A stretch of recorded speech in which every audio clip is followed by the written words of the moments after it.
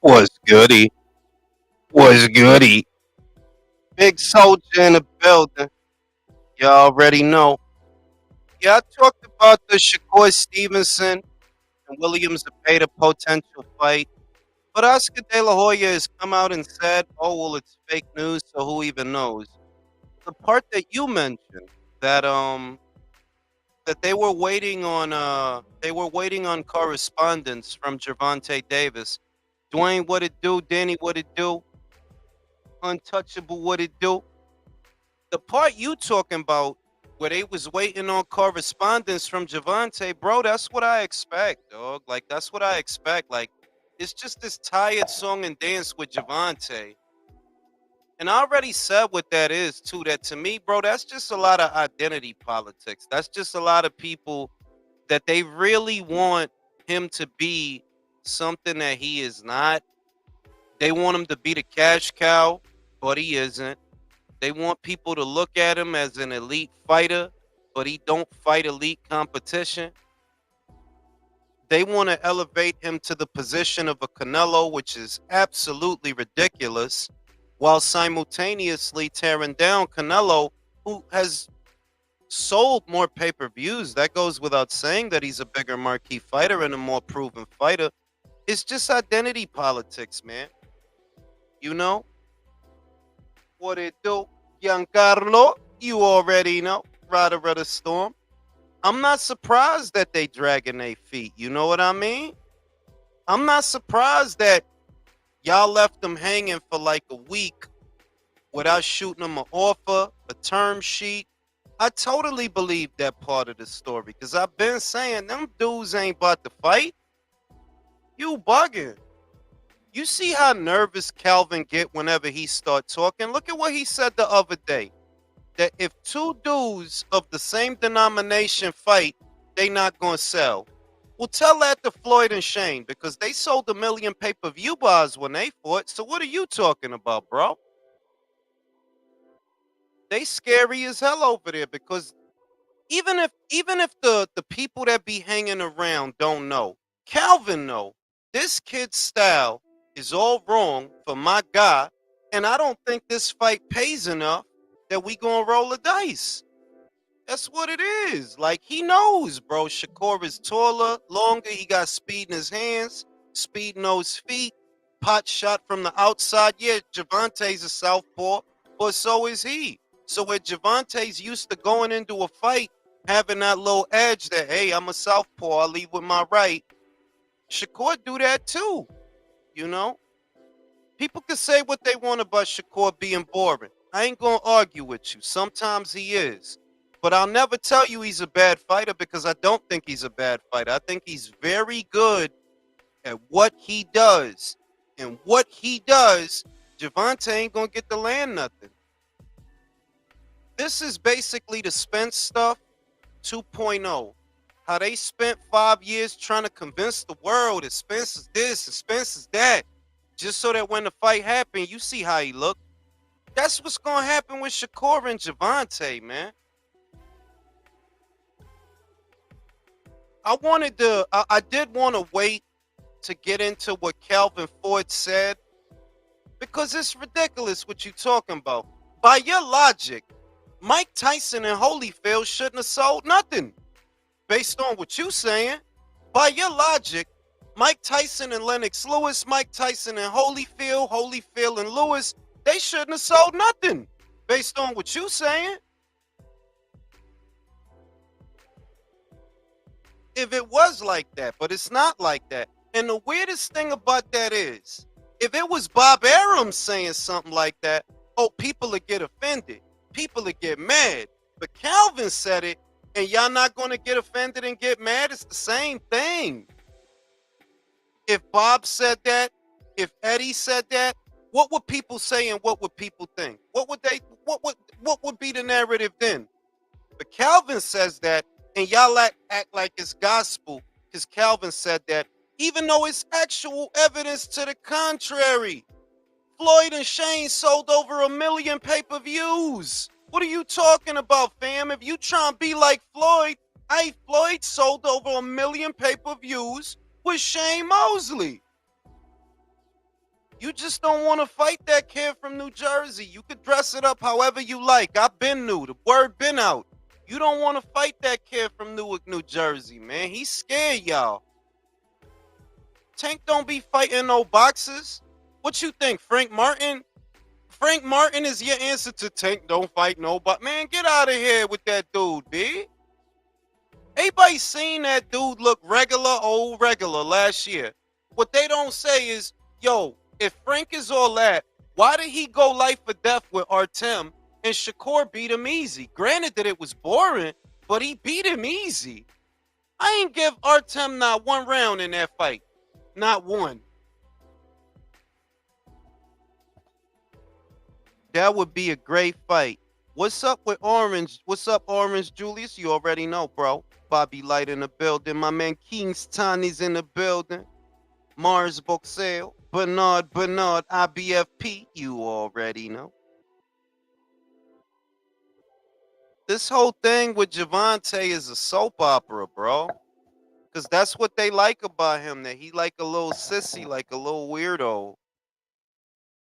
You know what I mean? Like, people shouldn't have, if you are who you say you are, and you're as good as they say you are, yeah, get out of here, bro. You ain't even paid your dues. What resume you got? Rolly, Isaac, Gamboa, Barrios. Who are these people, bro? We supposed to believe these dudes is elite? Get out of here, bro. I'm going to post a link in the chat. You know,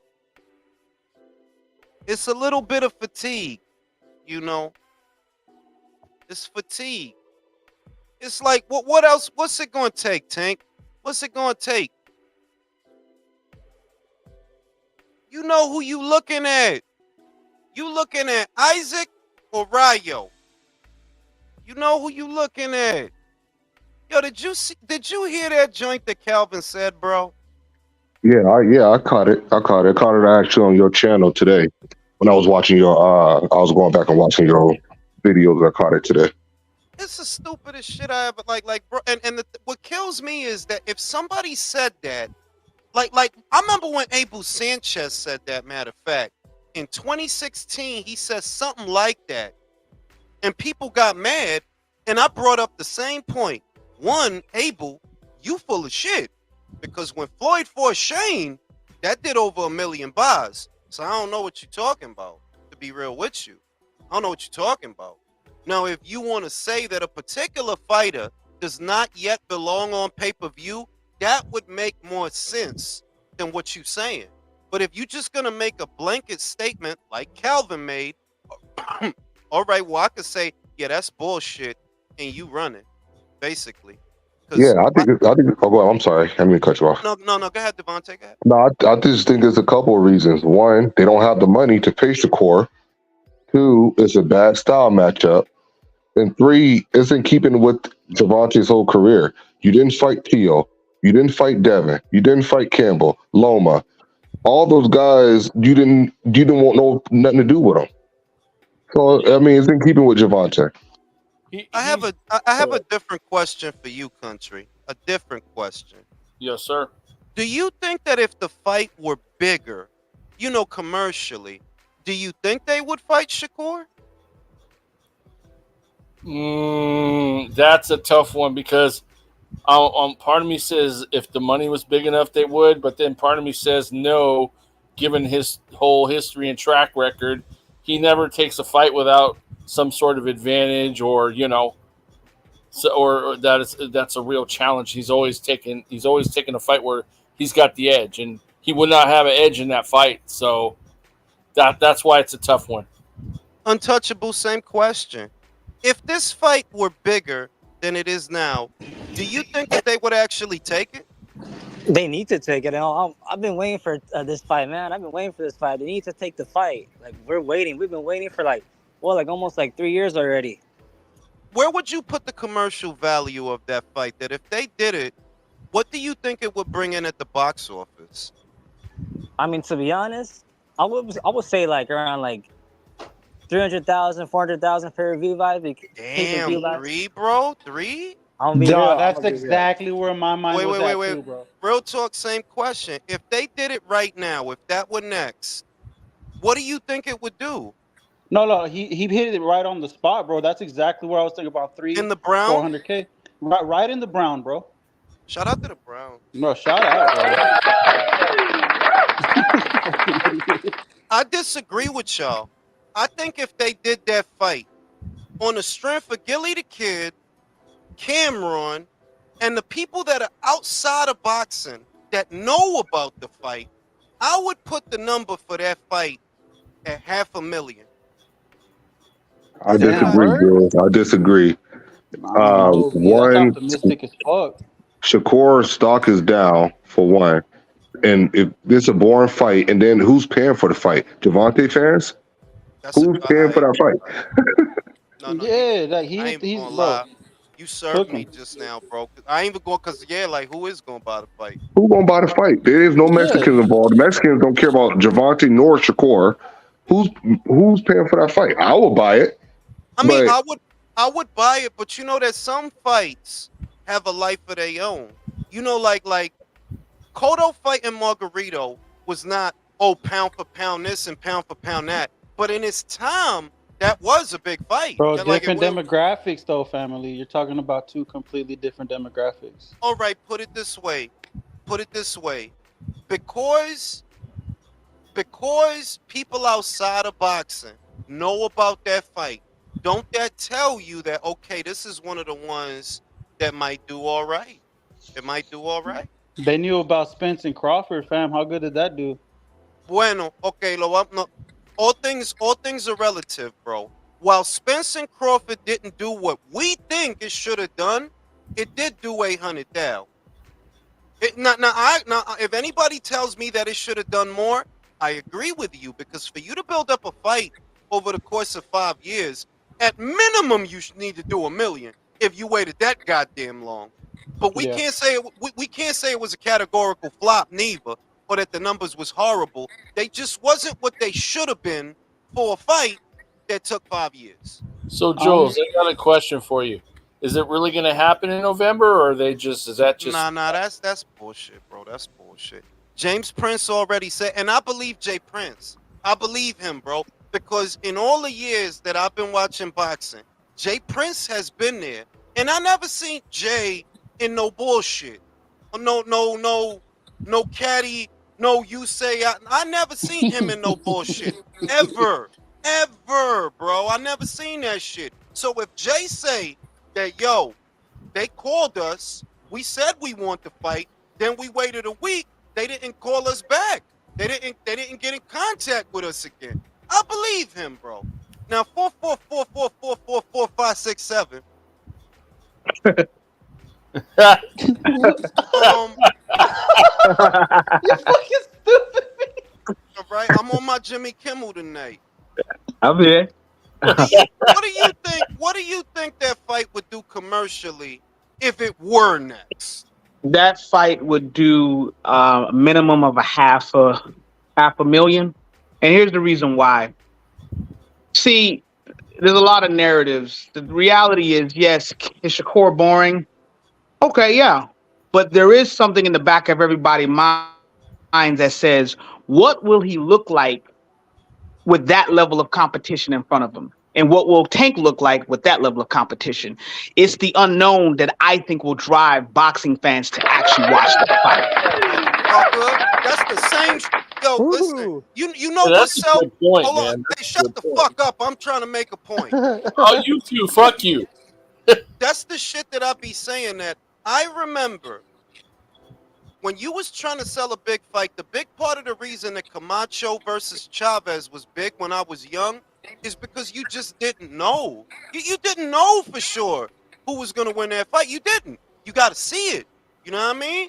And that's the undercurrent for any fight. That's why I was like, look, and I said it on the live. I said it when we was watching Spence and Crawford. Bro, I'm not that hyped for this fight because I know what's about to happen. Whereas I felt that a little more with Usyk and Fury. You know what I mean? I felt that a little more with Inoue and Fulton. And like, nah, I got to see it because I could be wrong.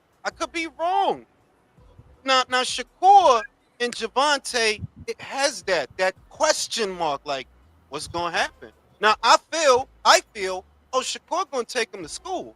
Like, I'm confident Shakur take him. I'm more confident that Shakur will take him to school with a sandwich in his lunchbox than I am that Jared Anderson wins this weekend. I'm more What secure. kind of sandwich? What kind of sandwich? Is it a A cock meat peanut sandwich? butter, a peanut butter and jelly sandwich because it has a lot of protein in it with the I bananas thought Yeah, I peanut thought it was butter a and the tube steak brown. sandwich. Peanut butter and in the You know, banana. brown. Like I I got agree with you, Shakur Drew. winning, but man, that's like a tough. This is like going to be a tough fight. No, do you I think remember? highly of really. Tank Davis. Hold on, I Nah. think he's a real good fighter. hold on. Wait. Let me go to Fig. First question, Fig. It's going to be controversial tonight because Calvin, like, I'm going to call a spade because I think Calvin Ford is just making excuses. Honestly, I do.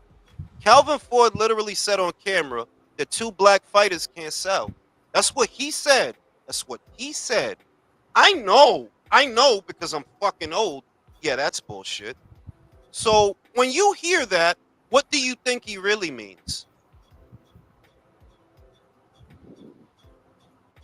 Tank can't beat that I don't style. know. I think that's probably like what he think, but he's like he hasn't been fighting the best like his whole career. So But maybe is that not? finances is like a part of it, but I don't think. But I Bro, personally don't believe that. I think can that's can I bullshit. chime in? Shit. Let me Hold on, say wait. something. No, you don't need to say nothing. I'm about to say some shit. When Abel Sanchez said that same shit in 2016, motherfuckers was furious.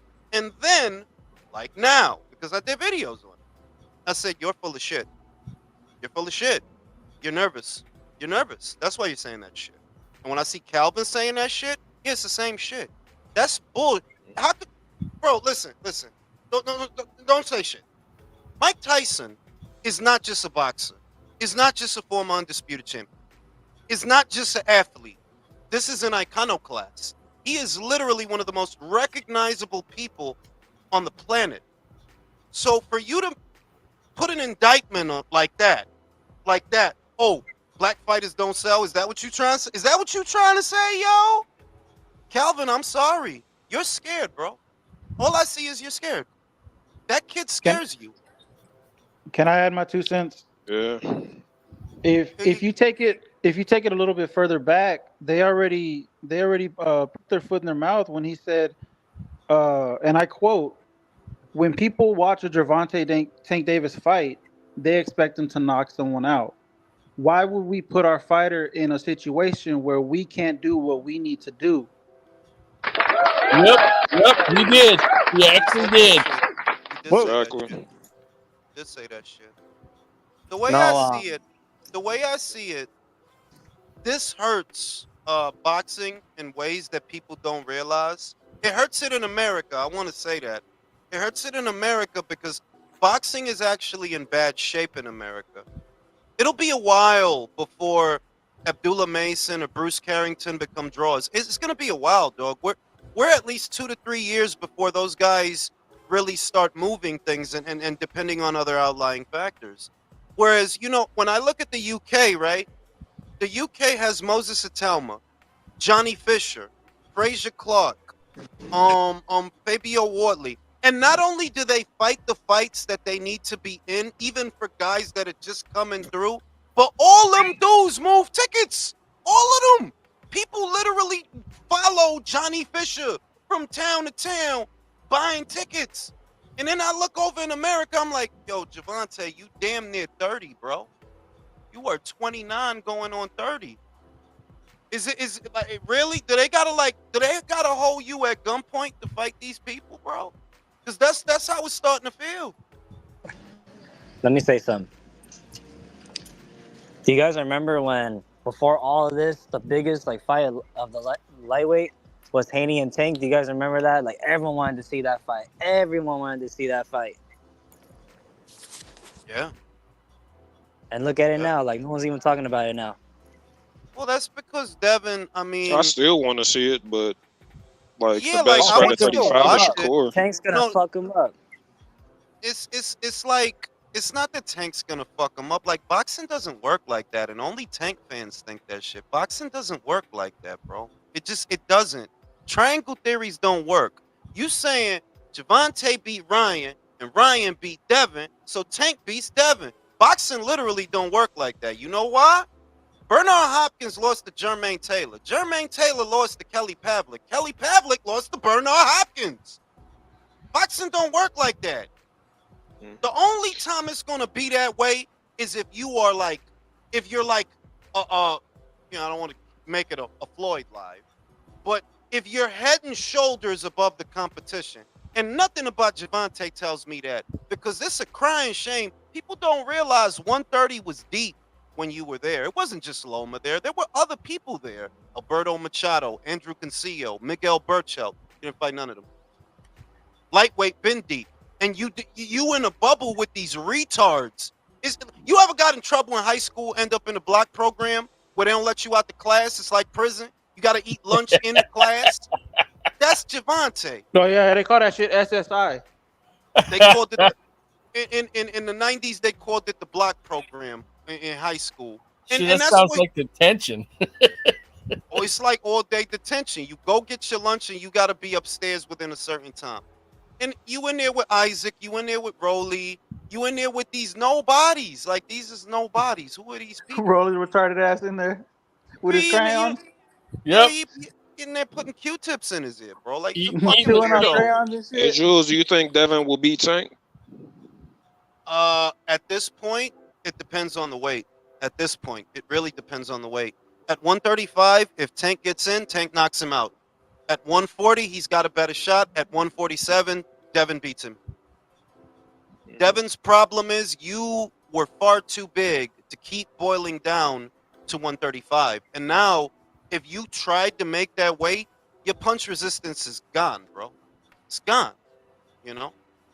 Now, if you could get him, and this is why I know it'll never happen. If you could get him to come to 40 for you, which he won't, let alone 47, there, yes, absolutely, Devin beats him because the style is all wrong. You try to catch a guy in between the punches. Devin only throws one punch at a time, and it's a jab from the outside. The counter and opportunity is really not going to be there. And you say, well, then, okay, how did Ryan keep catching him? Because Ryan's taller than Devin, and Devin was coming forward instead of hanging back. Don't you feel like Tank Davis has like a real good inside game? Like he could walk people down? No, I think I'll say Tank's inside game is decent so long as you step into the jab. For lesser competition.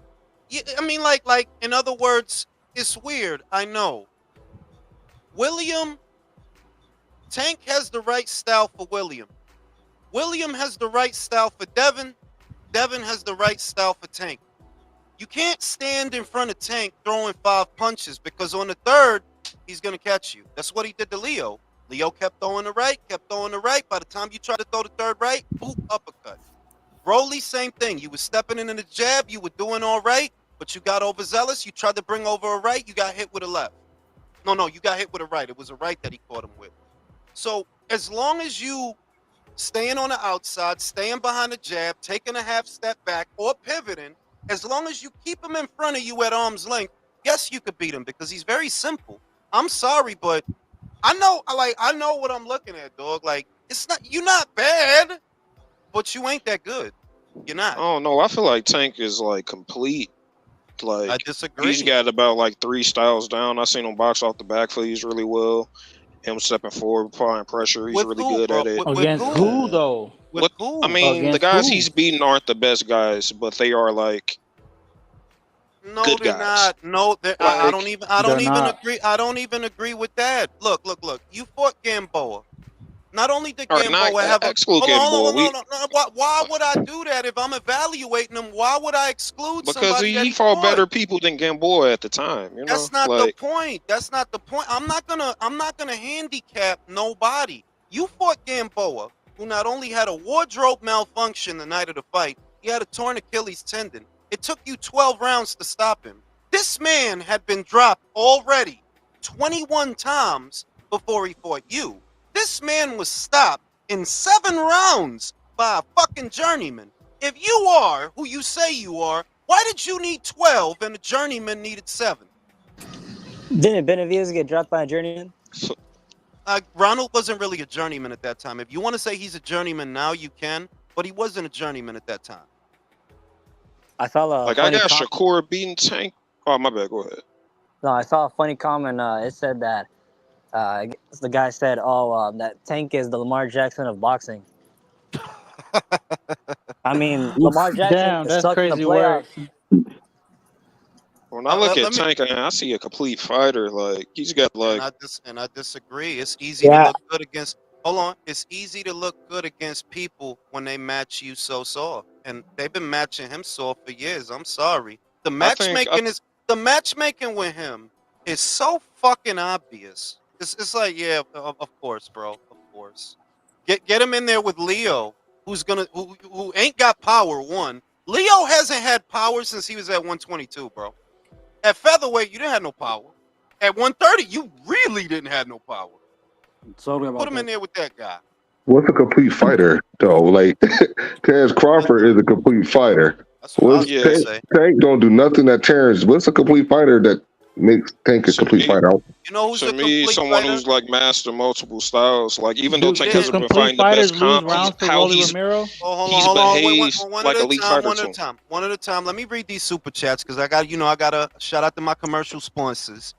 Rider of the Storm says Tank would take the Shakur fight if the fight was bigger, but Tank would add stipulations, weight clauses, and rehydration clauses. Tank is really a chicken shit. All right, shout out to Rider of the Storm. The Gooch says, cool. 4 days in a row, Ring IQ live. Yeah, you know, I'll be having my moments. I want to go live. What I'm gonna Keep it say is clapping. Tank. Yeah, Emotes. shout out to that. Hold on, if I may. Wait. No, you may not. Tank is not a complete fighter. A complete fighter is Terrence Crawford. A complete fighter is Usyk. A complete fighter is Inoue. There's not a lot that they can't do. Now, there is no such thing as a perfect fighter. Let's get that shit straight. There's no such thing as a perfect fighter. It isn't. It isn't. But if you're talking about complete defense, offense, yeah, those guys have both. Tank, at your very best, you're a counterpuncher. At your very best. If you were a complete fighter, they wouldn't be so nervous to put you in there with Shakur. That's a big part. That's a big red flag. Like, bro, Shakur don't even knock people out. What are you worried about? He don't even knock people out. What are you worried about, bro? Bro, complete fighters don't lose rounds to Rolly Romero's.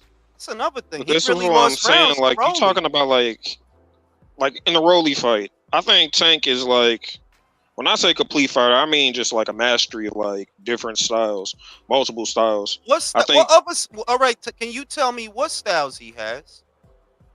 he's 'Cause there like were only really good there were only. counterpuncher. All right. Hold Inside on. and outside. Let's establish a few things. There are actually only 3 base styles in boxing. It's not 5 or 6. It's really only 3. Counterpunching is not a style. A pure boxer could counterpunch, a boxer puncher could counterpunch, and a pressure fighter could counterpunch. Now, the way they counterpunch is different. Boxer puncher or pressure fighter catch and shoot. That's a counterpunch. A pure boxer pull counter. That's how they might counter. You know, get you to step forward and like Floyd used to do.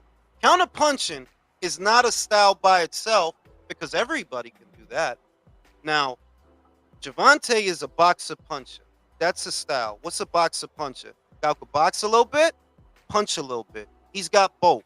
Is he a pure boxer? No. He'll try to knock you out. Pure boxer don't really try to knock you out. Shakur, Devin, Lerone Richards, Sky Nicholson, these kinds of fighters, they want to hang back, stay on the outside counter, use the jab, but they're not trying to knock you out. Tank is. That's why he's a boxer puncher. It's in the name, boxer puncher. That's the style, and that's the only style he has. That's it. You don't have the work rate to be a pressure fighter. Tank don't actually throw that many punches in a round, so you Do you clearly think not a pressure fighter. Clearly. I would think this is just like volume punching. I mean, yeah, it's pressure fighting, but it's Pressure fighting involves volume. It's 2 ways to apply I mean, pressure. Canelo like is like an inside fighter. He walk guys down, but he does it like he'll pick his shots and like look for power punch, like hard shots to land while he's doing. It's like a different way to do it. Speaking of Canelo, Canelo has 2 base styles. That's a complete fighter. He's got two. I want to give you guys a good laugh. He started out when he was at 154 and when he was at 160. He didn't fight this way. The reason he fights this way now is because of the discrepancy in size. It's harder to work off the counter when a guy's that much taller than you because he could pick you off if you stay on the outside. So you got to get on the inside. That's why he fights like that now. But if you go back and watch him at 154, he was a counterpuncher. He was a boxer puncher, counterpuncher.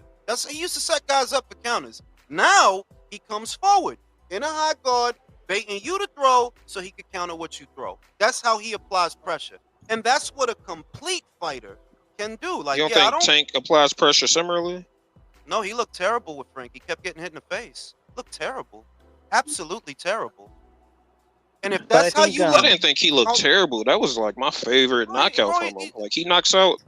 Like I know he's fighting like lesser competition, but he's knocking them out. It's not bro. like You got to take his cock out. They're going the distance with him.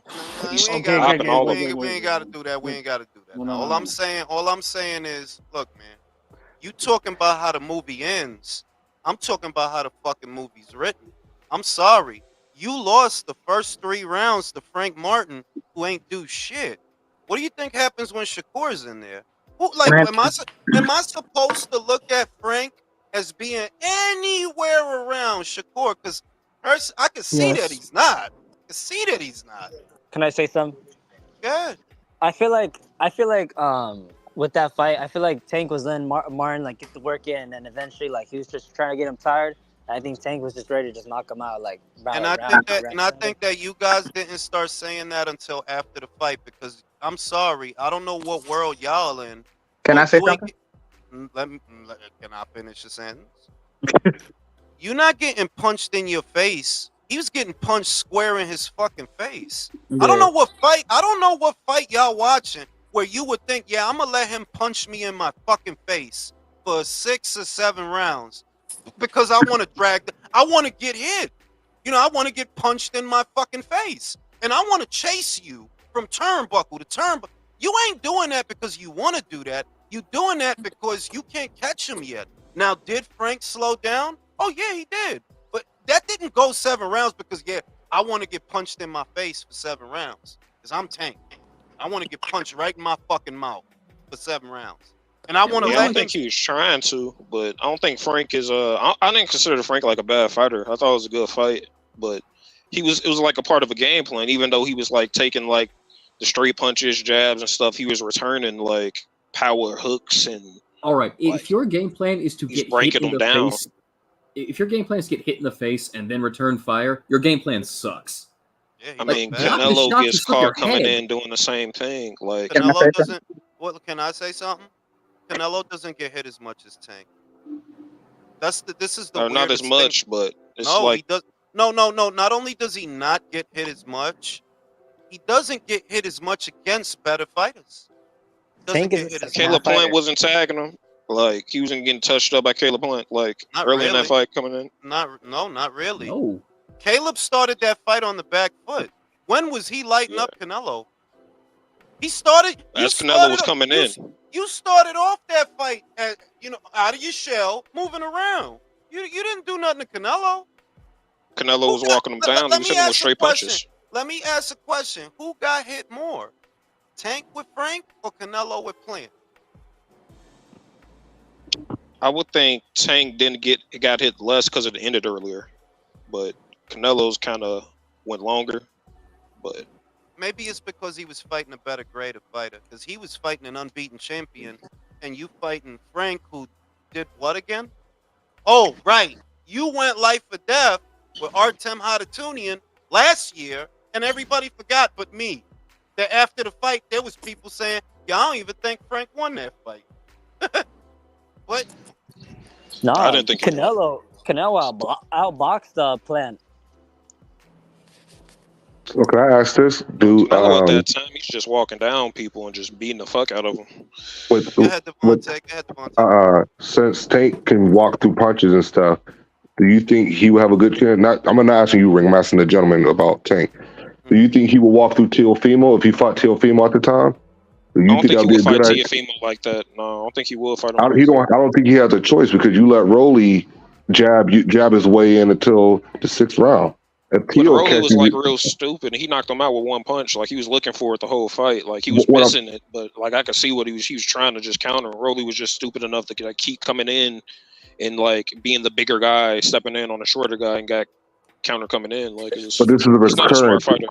This is the recurring theme I'm And they saying don't because make that even shit easy. Look Leo at Santa Cruz touched you up. Leo Santa Cruz touched you up. Gamboa touched you up. Frank Martin touched you up. Rolly touched you up. Barrios Barrios touched. touched him up. So I'm saying if Teofimo land on you, and Teofimo got is just as quick as you are, you think that's a bright idea? I think Nah, I Tank say that- is. Oh, well, go ahead. Let me say this. Y'all know I don't fucking like Tank at all. I'll give him this one flower, just one flower. Tank is more comfortable coming forward than Teofimo. Teofimo looked like a Flintstone coming forward.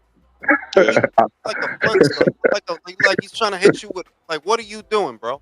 What the fuck? So a fight between Tank and Teofimo is gonna be determined by who has the poise and patience to hang back, because one of y'all got to come forward. One of y'all. Most people don't realize, and I know I already know this is gonna get odd reactions. Those two kids have the same base style. Yeah, they're Literally. very similar. The only difference with Teofimo is he's more herky jerky with it. He's more herky jerky. He's fidgety, and he tries to be more sudden. But it's literally the same base style. You hang back, wait to set up the counter. When it lands, you move in. Same base style. Boxer, puncher, slash, counter punches. The same shit. So it's all about that fight. Is all about Tio. Can you get Javante to come forward to set him up, or does Javante set you up? But that's who wins the fight. Whoever I mean, gets the other guy Teofimo to come doesn't turn forward. into a pudgy midget between fights. That's true. But I think Tank got a Teofimo, little bit better defense than Teofimo. Like if we were talking about them last performances, I think Tio got touched up more by Claggett than against who again? Tank did by Frank. No. I mean, look. I'm not to be honest with you. I don't think either of their defense is all that spectacular. I actually don't think either of their defense. Like with Javante, is so much that happens in his fights that either people don't see it or don't acknowledge it. That you get hit a lot. You get hit a lot. You know what I mean? He gets hit by people he can afford to get hit by. Because when it was Ryan Garcia, like he was slipping all that shit. Like he but was more getting than that, hit he all. loses rounds. He does lose rounds, a lot of rounds. Yeah. He's not dominant in the ring for multiple rounds like a Shakur or a Terrence Crawford. He loses most of the rounds. He's like a Wilder, but he could box better. He'll lose he has most of the better rounds coordination. waiting. Yeah, he'll wait for that one shot, and he lands it because he does have power, I will say. And he does have counter-punching ability. But I don't think Shakur will give you those options for the counters as well. So, oh no, like Shakur would like it'll be embarrassing, bro. Like it would be embarrassing. Stylistically, that's a nightmare for a dude that's looking for a counter. This dude is throwing one jab at a time, one jab at a time. When you come forward, he takes a half step back. If he feels the ropes touch his back, he spin off them ropes, pivot. He's and you're back on the chase again. And he can do that for 36 minutes, whether he's getting booed or not. That's why he beats you, because he's poised. You're going to get desperate in them later rounds. I saw him get desperate with Frank. It's like, yo, dog, you done lost 3 rounds in a row, bro, to Frank Martin. Wow. That's crazy. I gave Tank like 2 rounds. It was just it was a certain point where it's like the punches coming back were like Frank was getting stuff off like straight punches and shit, but the punches coming back just were harder shots, like more intensity in them. Frank was struggling to make weight though too. He was also struggling to make weight. Yeah, that dude looked like an Ethiopian at the weigh-in. Yeah, he looked drained. He's big. Yeah, big time. Big guy. Big for that weight. Well, shout out to ASVP. Appreciate the consistent lives. Keep them coming. Well, the thing with Tank is that people don't look at him as a 30-year-old man, but that's basically what he is. So a 30-year-old man boiling down to 135, that's fucking crazy, bro. Well, it's because he's built like a 14-year-old. He's little. Yeah, he's a little guy. We could say that he's little, but you see how he gets in between. He got the Curtis Stevens syndrome. That's what that shit is. That, yeah, you short, but you put on a lot of weight in between fights. You do. We see what you look like in between fights. So you got a problem where you don't really have the physical dimensions for 140, but by now that's where you should actually be, 140, because you damn near 30. The fuck you still weighing in at 135 for? He came in at 133 against Frank, but I feel like since he's I'm not converted, grown, he's man. been Look, kind of more in shape. But you saw how he looked. He looked drawn. But looked he was still sluggish. strong. The other shit is you started off that fight bad. Frank don't get tired. What happens, Javante? Because it seems to me that what won you to fight is Frank got tired. When he wasn't, No, I don't. when I he think wasn't, I think you when he downplaying wasn't, that. how am I, yo, dog? When he wasn't tired, when he was still fresh in the first half of the fight, he took 3 or 4 rounds of the first half of the fight. Yeah, but he was getting broken down. It was a game. You don't see the game plan being enacted. Like he was trying to. I think you're revising history because you calling it a game plan.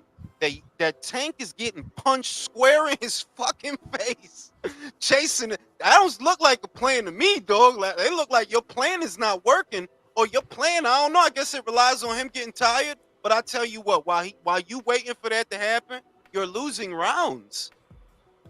I got a question for the Tank fan. Go ahead, 444. I'm gonna go take a shit. To the Tank fan, what was the one thing that gave Tank's corner confidence? Tank said something to his corner that gave them the confidence to not overreact because they were a bit nervous prior to Tank notifying them of something. You remember? I think he said he ain't hitting hard. Like exactly about his punches. Exactly. Yep. At that particular, prior to him saying that, his corner was highly, highly nervous. And the reason why is because they didn't really expect Frank to fight that way. And that was a very new way for Frank to fight. So I kind of go ahead. Frank fights like that. I think that's his problem. Like he's a shorter dude, but he likes to box. And it's like, well, what I'm saying is that the way that Frank was fighting, he couldn't keep that up. Shakur fights like that 100 times better, and he has the stamina to consistently stick to the game plan. Tank only got Frank when Frank went away from the game plan, and if we're being honest, that's just what it was. He was no longer moving. Go ahead, I'm listening.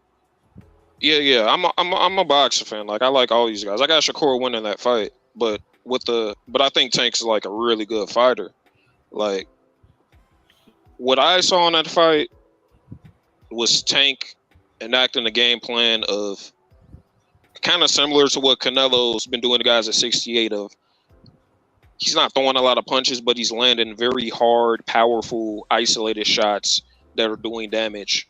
And over time, like the person will get tired from that and they will break down. Like Frank Martin stood there because he was getting hurt by the punches. And he got hit in his face, bro. Yeah, Canelo doesn't get hit in the face. All right, hey, hold on. Canelo Pause. gets hit in the face. Pause for 1 second, man. Let me just read the super chat since Jules ain't here. Bill's Mafia Faithful says, I met a Tank fangirl at a party. She was white, and she said Inoue is ducking Tank, and that Tank is the face of boxing. Also, boycott Canelo versus Berlanga. Go ahead, fellas. Amen to that last one. Look, brother. Like, I can't get on. I haven't bought a Canelo fight in like two fights. I can't get behind you on the idea that Canelo's taking all these shots to the face. He's not. He's slipping them. He's blocking them. He's putting pressure on guys with footwork and head feints. Like that's how he's able to beat up these guys he's physically smaller than and should be on the retreat from. Tank is getting hit full on in the face, and the only reason he's able to take that is because he's getting in the ring with guys who can't punch that hard, at least not on the back foot, which is the style to beat him. I would say he's getting in the ring with guys who don't hit as hard as him. I would say that. I think Martin had power. I think Lee had power. Ryan Garcia had power. Pitbull, like in Cabrera, so who knows? Okay, but I think he's fought more power punchers than like Shakur, Devin, T.O. I think Ryan Garcia hits harder than anybody T.O. fought. I think not the Ryan Garcia he fought. Ryan Garcia he fought was drained. Like he not the drain Ryan. Yeah, it was a drain Ryan. Yeah. Ryan don't hit that Tank, hard. Tank also fights a lot of individuals who don't Ryan have the knocked fucking IQ. Delorme's wisdom tooth out. He hits hard as shit. I think Richard Comey from Ghana hits way harder than Ryan. True. Then Ryan, I don't. You said Comey hits harder than Ryan. I don't know. I don't know about that. Absolutely. I know about that. Ryan left hook is like crazy. What is that based on? It's fucking What is knocking that- out Luke. It's like how he finishes everybody with it. Like Ryan Garcia has weird knockouts. Hold like on. knockouts that look Let me- strange. Let me read this super chat. Bill's Mafia said, I met a Tank fangirl at a party and she was white. She said he knew he is ducking Tank and Tank is the face of boxing. Well, all right. So that's all the dumb shit I heard today. Back to Ryan. Bro, Ryan ain't knocked nobody out. Who the fuck he knocked out? Why are we talking about That Ryan? man ain't knocked nobody. Who he knocked out? Most of the people we fought, like, wasn't Ryan Garcia's knockout percentage? Okay, who, bro? So, like, what we just looking at box rec or we watching fights? Who did this dude knock out that I'm supposed to ooh and ah? I mean, he did knock out Luke Campbell.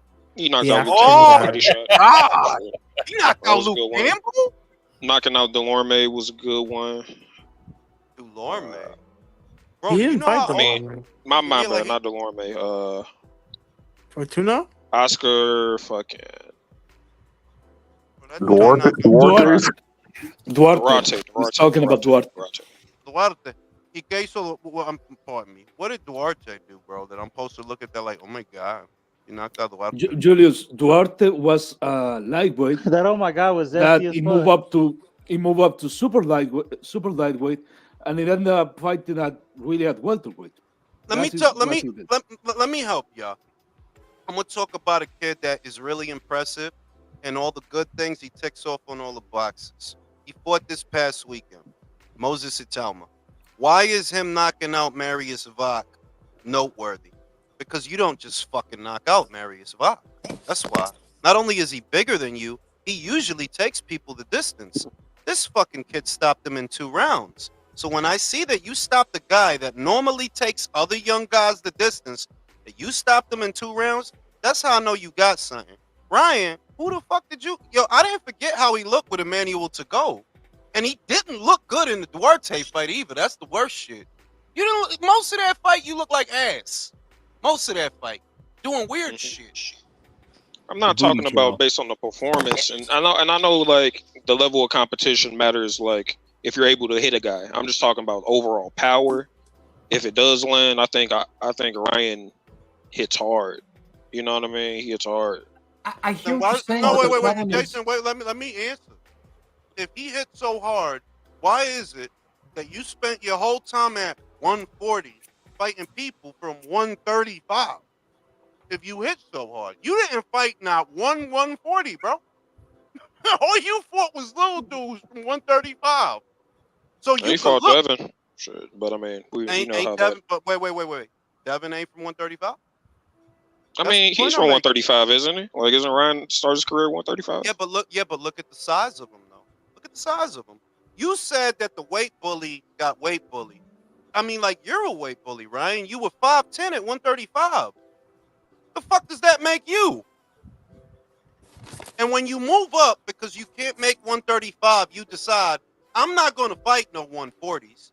I'm not going to fight no 147s because in all actuality, you never even weighed 140. You always came in over. You did it in the Duarte fight. You did it in the Devin fight. You came in over. And who are you knocking out? People from 135. So no, I don't even think you got it like that. Frankly, I think Brian Norman will beat your ass. Montestanionis will beat your ass. Boots is without a question. You don't beat nobody at 147. And you didn't beat nobody at 140. Okay. Yeah, I don't think he beat those guys, but I don't think it's a matter of like power though. Like I don't know. I know. Like the better comp you fight, it's harder to hit him, but I don't think that takes away from like how well a guy would take a shot just from being. I think you could be skilled, but it doesn't necessarily mean like you can take certain Okay, shots here's from the certain thing, people. brother. We were Here's talking the- about Go ahead, Leo. we were talking about Tank. I think the biggest testament to Tank's power, if there is any testament, it has to be Pedraza. because Pedraza was a champion at super featherweight, yeah, and 130, and he moved up. He fought a lot of guys, and look how many fights he got knocked out again. Who he fought? He fought a lot of guys. I'm not going to disagree with you. But the thing is that the biggest testament to your power should not be about 7 or 8 years ago at a weight you don't even fight it anymore. 130? I think wouldn't the testament of power just be knockout percentage? No, because Like all these guys. That's like going off a box rack. I just want to say all these guys fight like lower level competition coming up, and like they don't knock out all their opponents. You know, You can have two guys that have 100% or at least a 90% knockout percentage based on who they're knocking out. You have to look deeper than that. Is his knockout percentage up there with say Artur Beterbiev? No, not at all. Not at all. Look at what he did to Joe Smith. You don't just fucking knock out Joe Smith. Same Joe Smith. After Artur knocked him out, he goes to cruiserweight.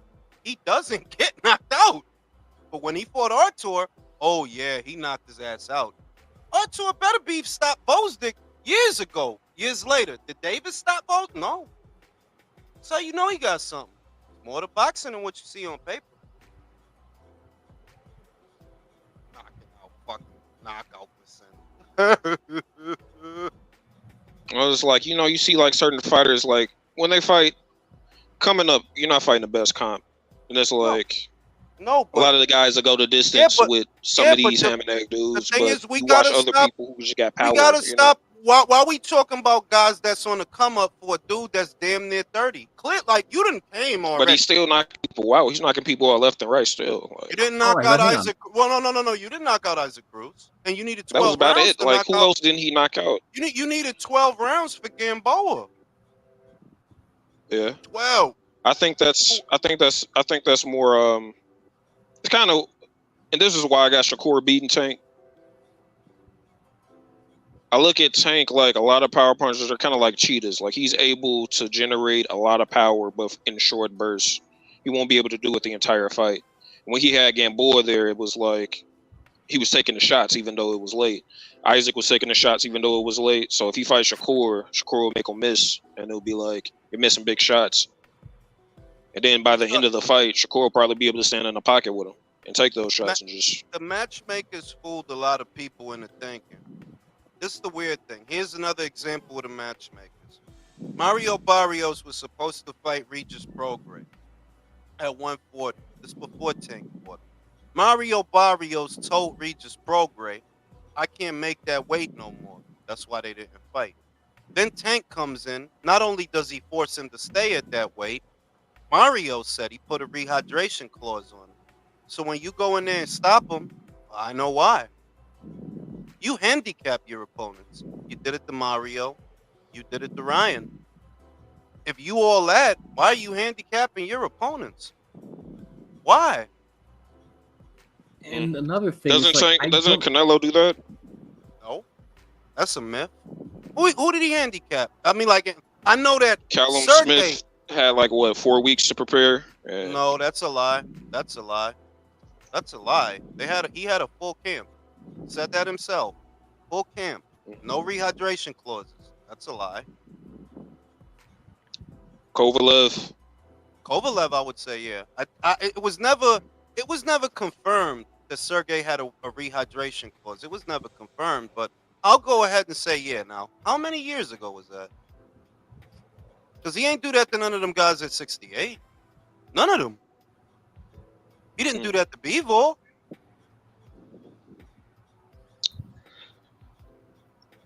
Also, this idea that we saw how that turned out.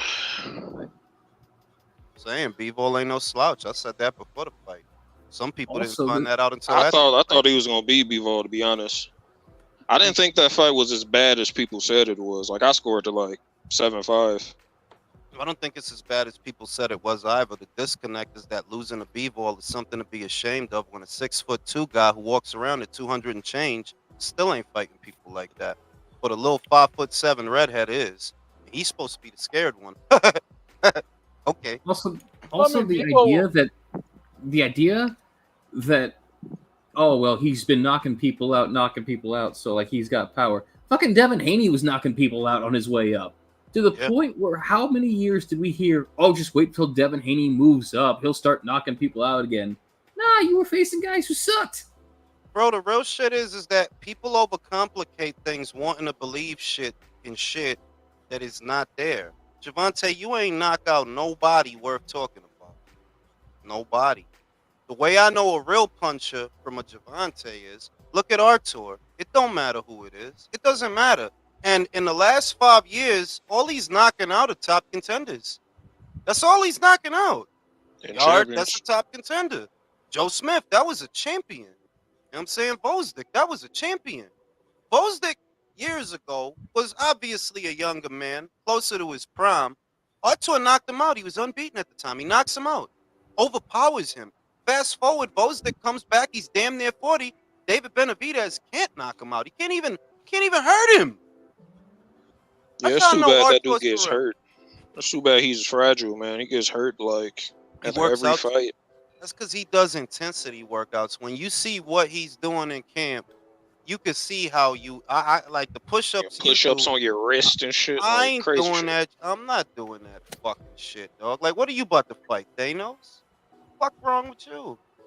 You know, and he does a lot of explosive shit, but that's why he is who he is, because he works out that way.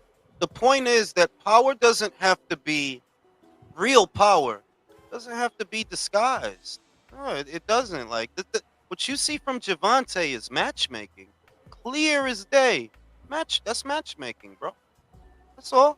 Yeah, they're moving him very carefully, but I don't think that takes away from like how hard he hits people. Like with Lopez, I know that there's power there, or I knew at 35, because they put you in there with a power guy. They put you in there with Comey. Comey is not a great boxer.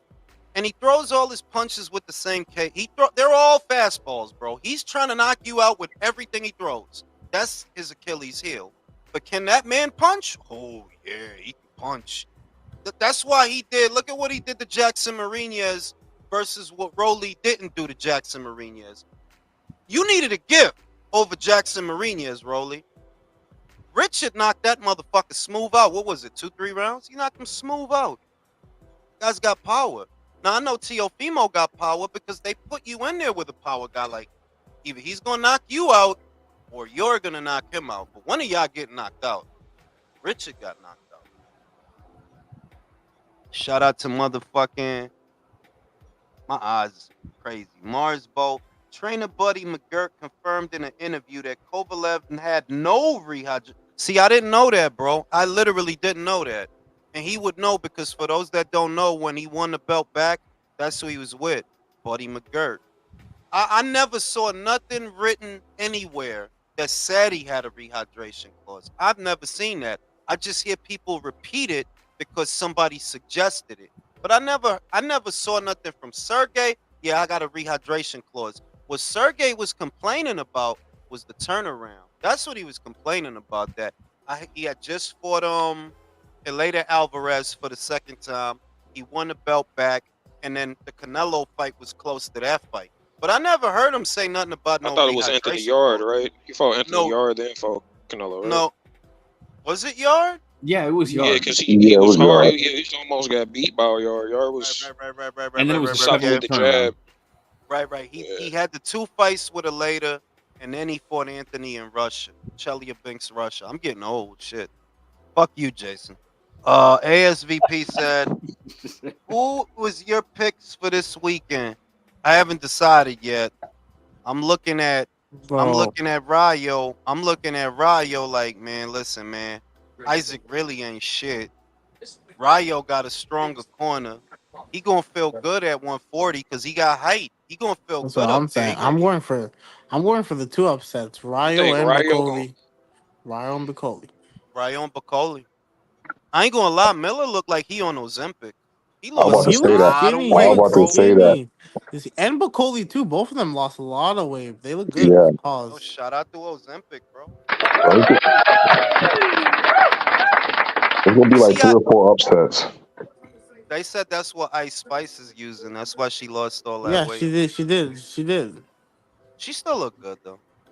Yeah. She's like she is one depot shot away from being a fat bitch. She's getting too big, Jesus. dog. Like, nah, she's getting too big. No, but dog. that card, no joke. I'm really excited for the card.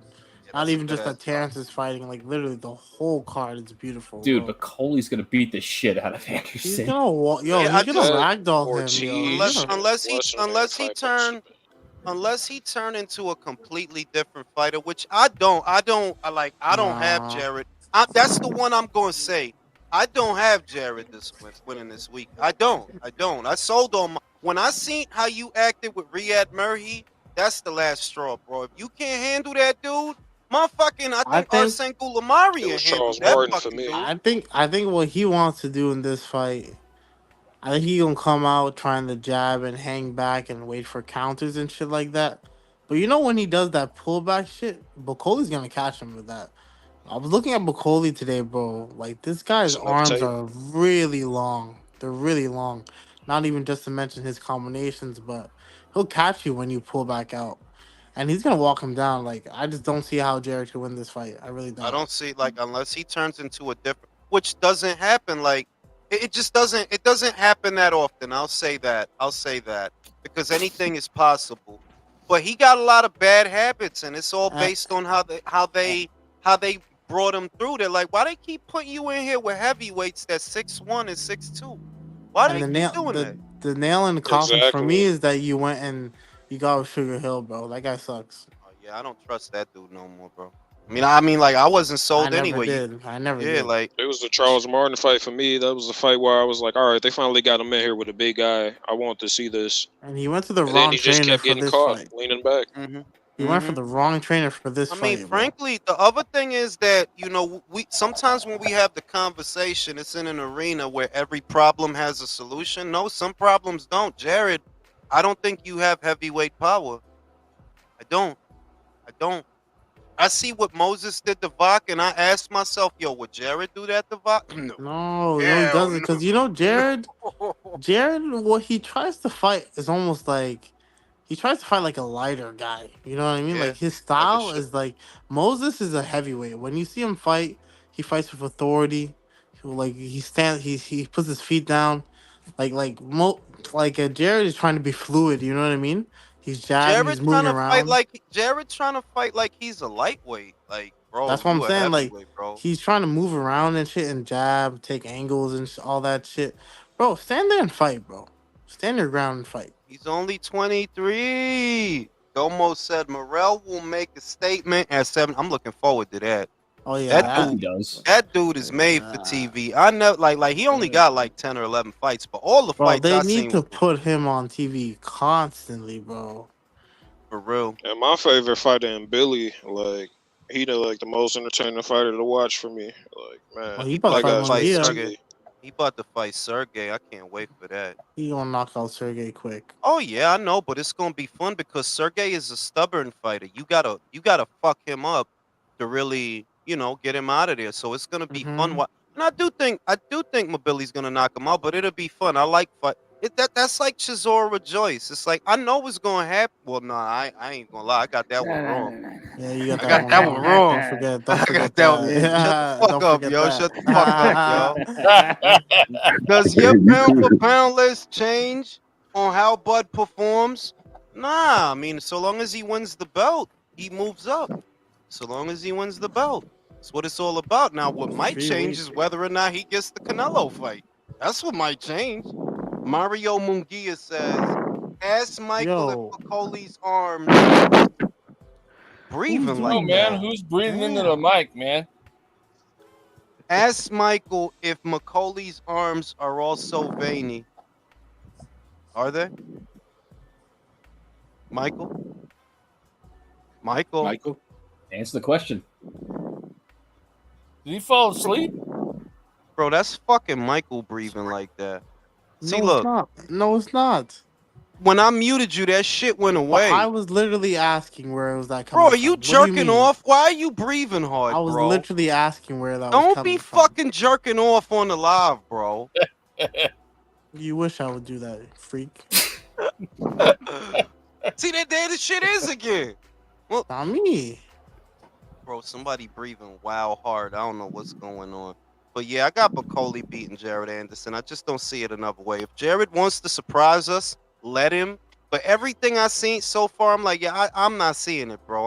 I don't think you got the power. I don't even think you got the defense for this assignment. George Ruiz was a short dude. Prudenko was a short dude. Riyad Murray was a short dude. And if you really look at the median height of the fighters that he fought, you've been fighting not undersized heavyweights, but small heavyweights. Like, yeah, they small. Like, they ain't Filipe Pergovic size. Most of them, they ain't. Like, and those are the kind of people you need to be fighting. Jules, It's so weird. Like he's fighting like a lightweight, but he's almost. I want to say weight bully because you can't be a weight bully at heavyweight, but almost a size bully. Like what the hell, dude? Not because he's not even a big heavyweight himself. He's only 6'4". He's only 6'4". That's not big today. That's not big today. If you talking about the big guys like the Hergovic and the Joshua and them, you talking about 6'6" and up. Those is the big guys. Whereas Jared is a moderately sized heavyweight for today. 6'4" is not small, but you really ain't big though. Yeah, you're not. You're not. Not up there. Not next to them guys. You know what I mean? Good. hey, how do you like Agi Caballero's chances versus Usyk? Because I feel like he could stylistically, like seeing Usyk get hurt to the body so much and seeing how Caballero's finishing guys to the body is just kind of, it's like ringing bells in my ear. You got to look at the punch for what it is. The punch was available, especially with Makhmudov. Come on, that dude don't know what defense is, bro. Right? Makhmudov. Right, And the punches was available with Frank because everybody know what you gonna do, dog. You gonna hang back and try to stay behind the jab. If he gets to the side of the jab and puts a body shot in there, then pop. Like Frank is another one. Like yo, dog. Like you trying to fight like a little person and you a heavyweight. And you trying to fight like you a little person. Let me just hang back, stay behind his jab. What separates Usyk from them is Usyk has better feet than all of them. So where it might look like, yeah, the body shots is there, it's easier to hit Makhmudov with a body shot than Usyk with a body shot. It's easier to hit Frankie with a body shot than Usyk with a body shot. And while you going for that body shot and your hands are low, all of this is open. So I ain't gonna sleep on Usyk. That's one Yeah, I'm mistake I happy ain't he gonna beat make. Fury. Like all these heavyweights are too big. It's better to be bigger shit. You just like crushed all that shit. Talma gonna be the next one to crush that shit because he's not a big heavyweight either. That's what's crazy. That dude hit retarded hard, and he's not even a big heavyweight. He don't got big reach. Technique, bro. The technique, the Who? footwork. The Like dude that fought on Saturday on the undercard of Joyce versus Moses Chisora, young guy, Islama. Moses Talma. He's a what is he? British and Ukrainian, some shit. British and Ukrainian. He Yeah. also the age What's his style of like? the Like he's like a dancer. Or he's Honestly, he's boxer puncher. He's a boxer puncher in terms of style. The way he executes the style, if you look at the angles that he cut, like how he got around Vox's jab, stayed on the side, brought the right hand over, kind of looked like Usyk when he did that shit. He watches a lot of Usyk and Loma for sure. I was like, maybe that's the sure. Ukrainian. Maybe that's the Ukrainian in him because he just got to the side. If you watch him, he was just staying to the side of it and boop, staying to the side, boop, boop. yeah. The American Ukrainians are big known man for their is dead, feet. bro. The American big man is dead as far as heavyweight goes. I mean, we got Richard Torres, right? He could be good. I gosh. just think it's not that I think he's good yet. It's that it's too soon to tell if he's good. That's the thing. I It's can too tell you soon. right now, that kid won't. He don't got it. I'm sorry. I don't know about that. I got faith, man. Gotta have faith. I don't. I like his style, but yeah, I can see him getting knocked out. I could Fabio see would it. be him. He won't be- I could see him getting knocked out, but I can also see him knocking people out because he has a lower center of gravity. And the one thing I see that he does that's elite is he uses it. He get low. They got to punch down so he could bring over the looping punches. That's what he get real low when he comes at a guy. That's good. You want to do that. You want it because then they got to punch down to hit you. And when they punch down, Yeah. all of that is open. He'll be contender level for sure. Contender. I mean, like, could he beat Dubois? I wouldn't rule it out. I wouldn't rule that out. Dubois sucks. Could he but beat that guy- Dubois? Could he beat Dillian White? Right now? Rule it out. I wouldn't rule it out. Bro, I need Dylan White to come back. I like Dylan White. He bro. said he's gonna come back in September. That's what he said. Wow, against somebody Those are good. big guys, man. Torres is kind of small. Yeah, but it's an advantage now. It's not dissimilar from what happened in the '80s when Mike came through, in the late '80s and early '90s. It's not dissimilar from that. That a fighter with the lower center of gravity, if he has the right style, of course. If you're a mid-range to inside fighter in that situation, you would kind of have to be. But if you understand that, you have a good understanding of that, being that small is an advantage. Because all these guys are slower than you. All of them. All of them. So all you really got to do is get inside. And once you're inside, the fight is yours. Those long arms that a lot of them got on the inside, you're fucked. It's gonna be much harder for you to put them together than the shorter, stumpier heavyweight, which is what made Mike so devastating. Because at that proximity, he could put 3-4 punches together before you, and you're gonna be flustered.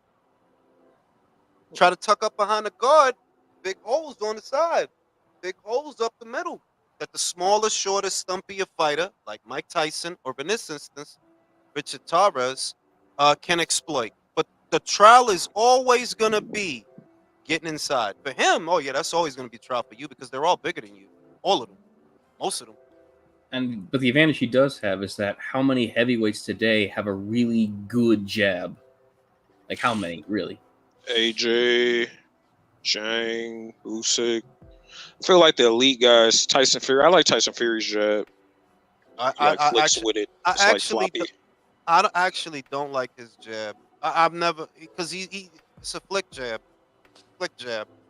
I like a good authoritative jab, a piston. Piston, I like that. Now, there's a drawback. If you got a piston jab and you commit to it, man, it could be countered. Whereas if you got a flick jab, it's harder to counter because it's out there for less time, because you're flicking with it. But it's annoying to look at. Tyson don't really, he just slaps you. Slaps you. Yeah, Torres. But Ali kind of like slap with his jab too. Just no, throw it out no, don't do that. Yeah. Don't do that. Don't do that. Don't do that. Larry Holmes slap like he flick it out there like that too. Don't do that. Ali's shit was so smooth, it was like a slap. No, you can watch the Cleveland Williams fight. It's just smooth. It's so smooth. It's like a slap, but it's not that nasty looking shit that Fury. It's not that shit. The puffy eye that developed after Ali fights, when he can hit that jab after 2 rounds, tells the difference. Yeah, what I like about Torres is the couple of times I've seen him fight, he doesn't get hit that much. He actually he gets low. What? Because he gets low. Yeah, and he rolls with the punches. He goes under the punches. He does a good job at this level to avoid punishment. That's I don't know if he can keep up this shit with the other guys, with the high level guys, but so far, yeah, he doesn't get hit that for a guy that has that style, that crazy ass style. Yeah, he doesn't get hit a lot because he comes in. Not only is he already shorter, watch him. He bends at the waist, comes into the crouch, bends at the knees, more crouch. So if you're talking about him with a guy that's 6'5", 6'6", that 6'6" guy, you're gonna have to punch down to hit him. You're gonna have to try. And God forbid that you got like a piston jab. If you commit to that jab, he's gonna slip it overhand right to the side of your face. So that's why I give him a shot. We don't know what he's gonna be. But that's why I give them a shot. A lot of these guys, one, they're slow. Y'all just said it. A lot of them don't have a very good jab. A lot of them don't. Yeah, the motherfucker fights like a frat boy. But yeah, so far, so good. Yeah. So good. So good. Tokyo Douglas, these guys like ain't. Big Sean Porter. Porn Stash Torres was an Olympian. Yeah, he could fight, man. Like, I like that fucking kid. Like, and look at who knocked him out. Like, you can't even get mad at him. Jakalov knocked him out, bro. Jakalov beating the shit out of everything right now in the amateurs, bro. He just won, by the way, for those that don't know. He won his shit. So shout out to Jakalov. Oh, go ahead, Ray. My bad. No, go ahead. What you think about the Ruiz fight? I got Big Baby Miller pulling it off. It's possible because of the 2 years. That's the biggest problem. 2 years is that's a long time to not fight nobody. Right. Possible. That's a long time. The thing is that when you look at Ruiz on the inside, right? He's very good on the inside. His punches are shorter on the inside, so they'll find you first. The problem is, bro, this dude literally ain't fought in 2 years, bro. That's a long time to not fight nobody. And Miller's a big guy. The pace he sets too. If Ruiz don't knock him out within the first quarter of the fight, the pace Miller sets, is he gonna be able to keep up with it? Nah, I disagree. No, you need to ask that about Miller, because where everybody looking at his body beautiful shit, yeah, it's not good to lose a lot of weight real fast. Not if you got to fight. No. Right, that's a good point. That's a fair point. You might burn out. Remember, Also, he burned out with Daniel.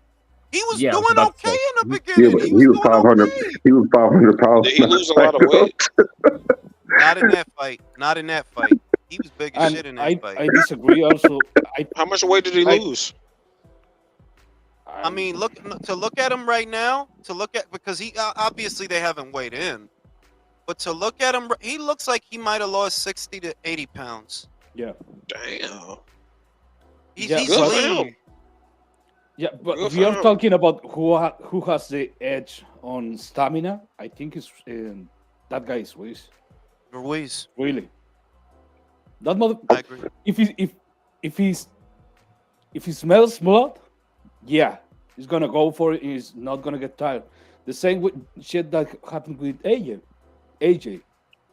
That AJ was tired as fuck. He was hurt, but he was tired as fuck, and this motherfucker didn't stop coming after him.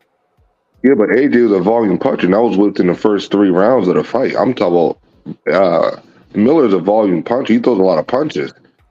Andy's but the thing is, Andy's a counter puncher. In the pocket, right.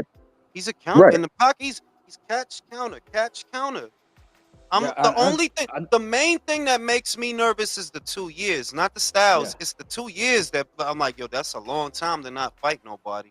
Yeah, and Andy Ruiz is way faster than Jarrell. Oh yeah, all that I agree with. Like the style favors Andy, and I think Andy could hurt him. I'm saying if he don't, after the first 4 or 5 rounds, and you can't keep this dude off of you, what you gonna be looking like late? That's all I'm saying.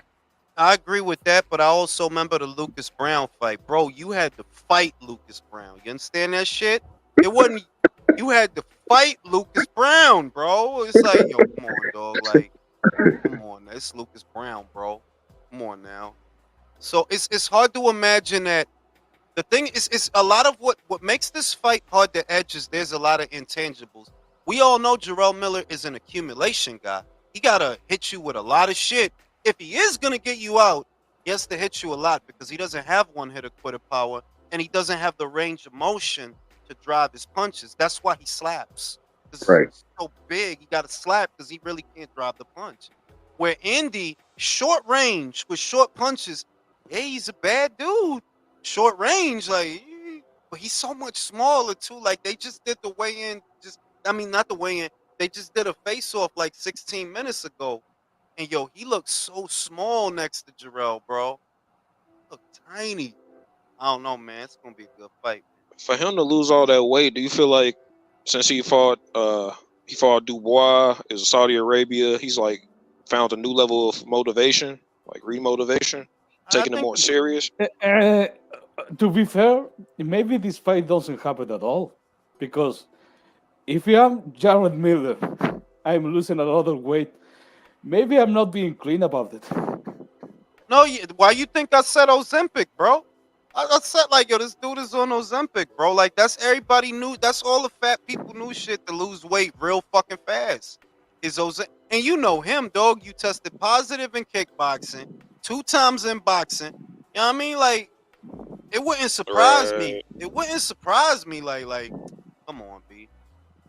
I'm saying he a repeat offender, dog. Like, but as far as the fight, the thing is that losing a substantial amount of weight over a short period in terms of performance, that's actually not good. It's better to lose it gradually so that your body can acclimate to performing each single time. If you do it all in one fell swoop, yeah, you might burn out. You might burn out. Yeah, it's very difficult to lose fat and also doesn't lose muscle. You're gonna lose some muscle if you lose fat. It's inevitable. The only way you don't lose muscle if you get some help. Oh yeah, because there's plenty of shit out there. Like what is it? I think it's clenbuterol allows you to lose fat and not lose muscle. It allows you to retain muscle and lose fat at the same time. Not the clenbuterol. Good stuff kids go for. Clenbo. It's gonna be a good fight, man. It's gonna be a good fight. I would think getting in a better shape would help out with conditioning, right? Like who? What would? What, like, why wouldn't like losing weight help out with like your conditioning? Like you got less weight to carry around. It's not that. It's that the human body is not built like a machine where it's just on and off switches. You got to do it over time because your body needs time to acclimate to what you're doing. If you lose a bunch in one fell swoop, yeah, you're gonna burn out. I've seen that. His punch resistance might wane too, so you're right about that. His punch resistance might not even be the same. No. About punch resistance, yeah. Like, remember Andy tried to get body beautiful in the Chris Areola fight, and look how he looked in that fight. He tried to lose a lot of weight ahead of that fight. Look at how he looked in that fight. That's like, you're terrible, bro. Like, I like fat cholesterol Andy, bro. Diabetes Andy is a mean dude, bro. Yeah. That's the diabetes, bro. Yeah, if you're a regular guy and you're losing weight, you're gonna feel great because you are not a high level athlete.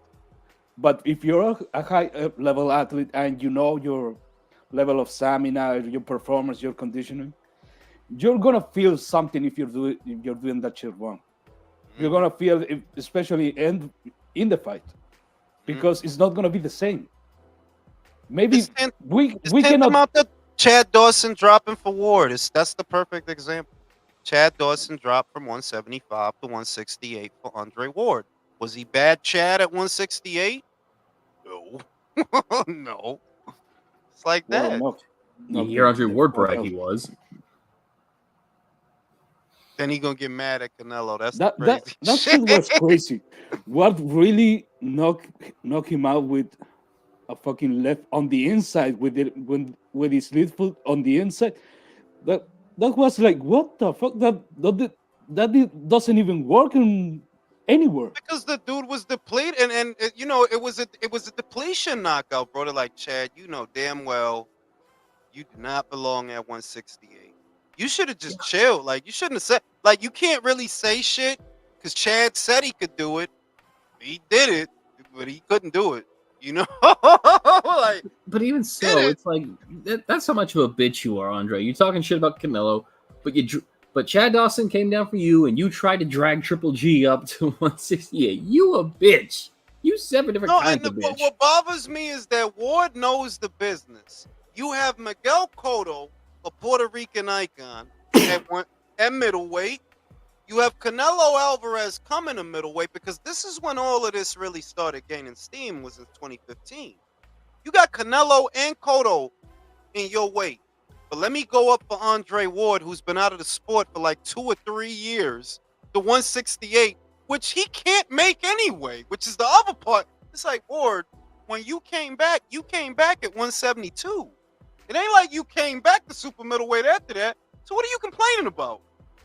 You know? And he wasn't a draw either. That's the other thing. No, I mean, that was the main thing. To like, you know, well, let me go to 68 and fight you for what, bro? You would do the same shit I did if you were me. Cotto right there. I want to fight Cotto. Now, granted, he never got Cotto, but he did get Canelo 3 times. Ward got a lot of envy in his heart. He's just a jealous person at the end of the day. He's a great fighter, nothing to take away from him, but he's just a jealous person. Yeah, because I mean, like, he felt that out of the Olympics, and all the Olympians are like that, or most of them. Most of them, the men, the women, they get that red carpet treatment as amateurs, and they sort of expect that in the pros. And now the pros ain't really like that, bro. It's a lot of Olympians now that don't get the red carpet treatment. Artem Hatatunian was an Olympian.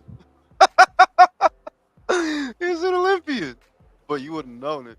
How Shakur fought him. And yeah, yo, like the best way to look at it is his entire career was always spent in someone's shadow.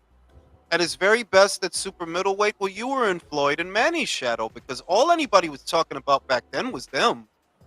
And then when you came back, you were in Canelo and Triple G's shadow because then when you came back, all anybody was talking about was them and their fight. So he was always a background character. Always. And when the fight happened and you could have been something, what happened? Oh, Better Beef and Bivol are coming up. Time to bounce. Could have been undisputed 2 times. And now he can't let anybody rock. That's what it is. Like, he is a very envious person. I see why. I understand. But that doesn't really make it cool, neither. That you always throwing shade at people, That doesn't make it cool, even if I understand it. Yeah, and it's even like, okay, Terrence Crawford came up in the Canelo, Anthony Joshua, Tyson Fury, reigns, but he did something that they didn't do. Becoming undisputed. You got to carve your own way out, That he could have been undisputed at 168 and reigned for a while, or became 175 undisputed and reigned for a while to carve your own path out where guys have to come see you, but he didn't do that. And the shit that he said about Adonis, it just blows me away that he said, I didn't think Adonis deserved it. He does what? So you could sit here and shade Canelo over Benavidez, right? You could do that. But you didn't think Adonis Stevenson deserved it. Like, okay, bro. And what pisses me off is, like, it's not like he was a bad fighter. I mean, he beat Carl Froch, and I rate Carl Froch pretty highly. Beat the shit out of Carl Froch, actually. He did beat Carl Froch. I think that's the best win. I would say that's a better win than Kovalev in hindsight. Because Froch is a Hall of Famer. He's in the Hall of Fame. I don't notice Sergey going to the Hall, but Froch is there. So, kind of the best win in Ward's career. Yeah. But I just don't think of his career as I'm not gonna remember it the way I remember Crawford's. I'm not gonna remember it the way I remember Inoue's. He did retire undefeated, but I don't actually care if you retire undefeated. That's just some Mayweather shit. Like, if you a Mayweather fan, like a super duper ooper fan, maybe you care that but I'm like, nah, you left a lot of unfinished business, bro. Adonis was around, Bivol was around, Better Be, Vosdick. It was about to get crazy out here, B. It was about to get crazy. And you had 3 of the belts. And he only had 26 fights. Ain't like he had a ton of fights. He only had 26 pro fights. That's not a lot, bro. That ain't a lot of fights. Not a lot of fights. When I see Ward, all I see is a guy that's salty because he didn't get the bag, the real bag. That's all that is boiled to. Because look, what Terrence Crawford now, all these guys are doing is getting money, crazy amounts of money, and I'm not gonna say similar accomplishment, but Ward was close. It was maybe 1-2 fights away from me being on that level. And in terms of money, he didn't even get close to these guys right now. It's not close to music. Not even in terms of accomplishments, in terms of paydays. The money now is crazy in boxing. Yeah, he's probably mad that he missed it, man. Like, because it's true. Like, I will be mad. You're fucking furious, especially bro. if he were as good as he was. Be fucking furious, bro. Like this, because the other thing is the super middleweight division. I want to say that he was unfortunate. The super middleweight division was always characteristically a European division populated by European fighters, so it never really commanded a large American audience until recent years. then Americans start really watching it. But by that time, Ward retired. You know? Well, that's his fault for insisting every fight happen in California instead of going where the money goes. And I don't have any sympathy for him for the whole, oh, you only had a few fights. He had 32 fights. Now Inoue has had 27. Who's accomplished more? Yeah, Get you the fuck right. out of here. You right about that shit, because that's what I be saying, man. And I'm like, man, motherfuckers just be hating on Inoue, because I'm like, what the fuck you want this motherfucker to do? You see how much shit he did already, bro? He could retire right now, bro. Right now. Yeah, you know what I'm saying? You need to just chill at 122 and fight Junto. I need that fight. Make me proud to be Japanese, bro. Man, I want to see Bam and Junto. That's I want to see Junto and Inoue too, but all of that will be good. I want to see Bam clear out his division first. That's what I was going. I want to see. Let me see Bam versus Puma. You done taken out the veterans. Now let's see you with a young unbeaten. Boy, he ain't even. The other shit is Puma ain't even that young. He in his early 30s.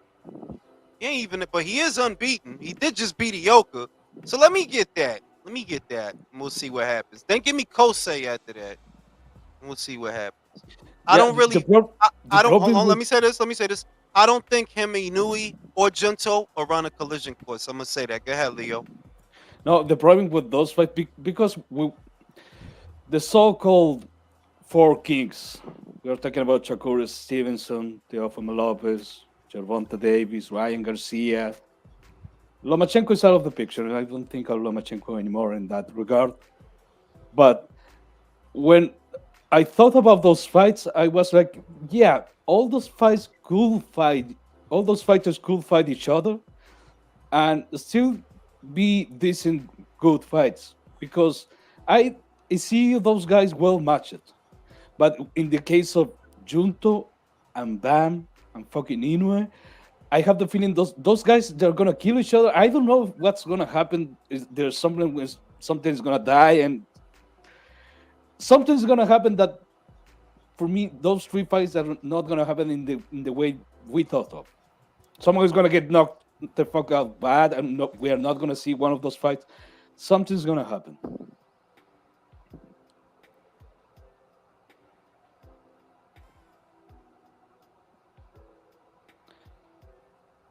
Yeah, because if Junto was to fight fucking Inoue from 2 or 3 fights from now, what happens? Someone's gonna get knocked the fuck out. I don't know. I have to believe it's gonna be Junto. I have to believe Inoue is gonna win, but what's gonna happen with fucking Junto? It's gonna be the same. Yeah, like I said, I'd rather these guys unify their divisions, make their names bigger. So when that Junto and Inoue fight happens, the fight could be mega. It's a mega fight, undisputed versus undisputed. Be crazy in Japan. They'll be crawling over people to get in the Tokyo Dome. Let's make the fight bigger by unify your division first. Same thing with Bam. I don't know if Bam gonna fight Junto, but unify your division first. Show that you're the man at that division, and then move up. I think he should fight in Japan a lot more, honestly, because there's all the other champions in Japan. Yeah, no, all the champions are in Japan. The ideal scenario is Junto fights little brother Takuma Inoue for undisputed. Yeah. That sets up the big showdown with big brother Naoya, because that's going to be absolutely crazy. I'm getting goosebumps just thinking of that, because that is a real possible fight we can have. Yeah, especially if you do it in devastation.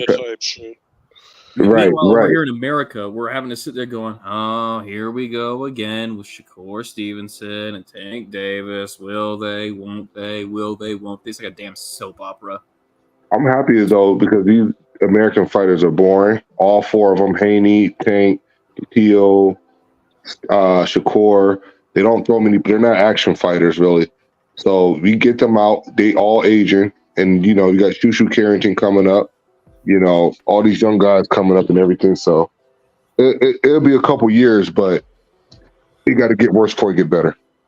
Yeah, but it's a couple years that's gonna suck.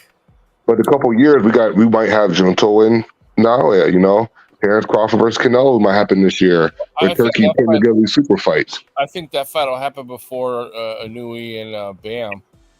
I'm just saying leading up to it. Yeah. Hey, where did Oh Jules, yeah, I don't see Louis Bam gonna happen. It's gonna happen. where did Jules go? He did his thing where he dips off without telling anyone. But no, I don't think Bam and Inoue are on a collision course at all. No. I think that,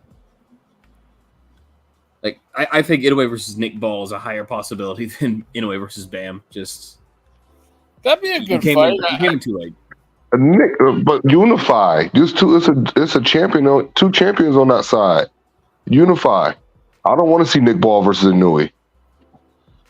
You know, I want to see Nick Ball versus the other three champions in the division. No. Like if Inoue moves up to 126, he better be fighting the undisputed champion for that undisputed title. It's like, what the fuck else? Yeah. All those motherfuckers on welterweight, they're gonna do that pussy ass shit that they did with Canelo at super middleweight. They're not gonna fight. They're not gonna fight each other. And you want to know if Inoue does move up, you want to know the honest truth? He beats the shit out of all of them. I have don't to see know. how he looks. Because that Neri knockdown, he fell over like he was like very a woman stiff in a horror movie. Like no, he was stiff in the Neri fight. Like that first round, he looked nervous as shit because of Tokyo Dome. It's just and how the he second, feel. dog. The second he got up, he started beating the shit out of Neri because the second the worst has already happened. Well, fuck it's like how he got knocked down. It was just like so much. It's like he got hit by a truck. Like he just fell over. Did you hear him? Did you hear him after the fight where he was like, "Man, I haven't gotten that hard since my wife came in at me last night. Like, holy shit, I got knocked down. That was so cool." Like, hold on, let me ask you this. It looked like it didn't even look like a real fall. It was like someone acting out. He got caught. He just got caught and was surprised, you know. Yeah, but Inoue does that shit.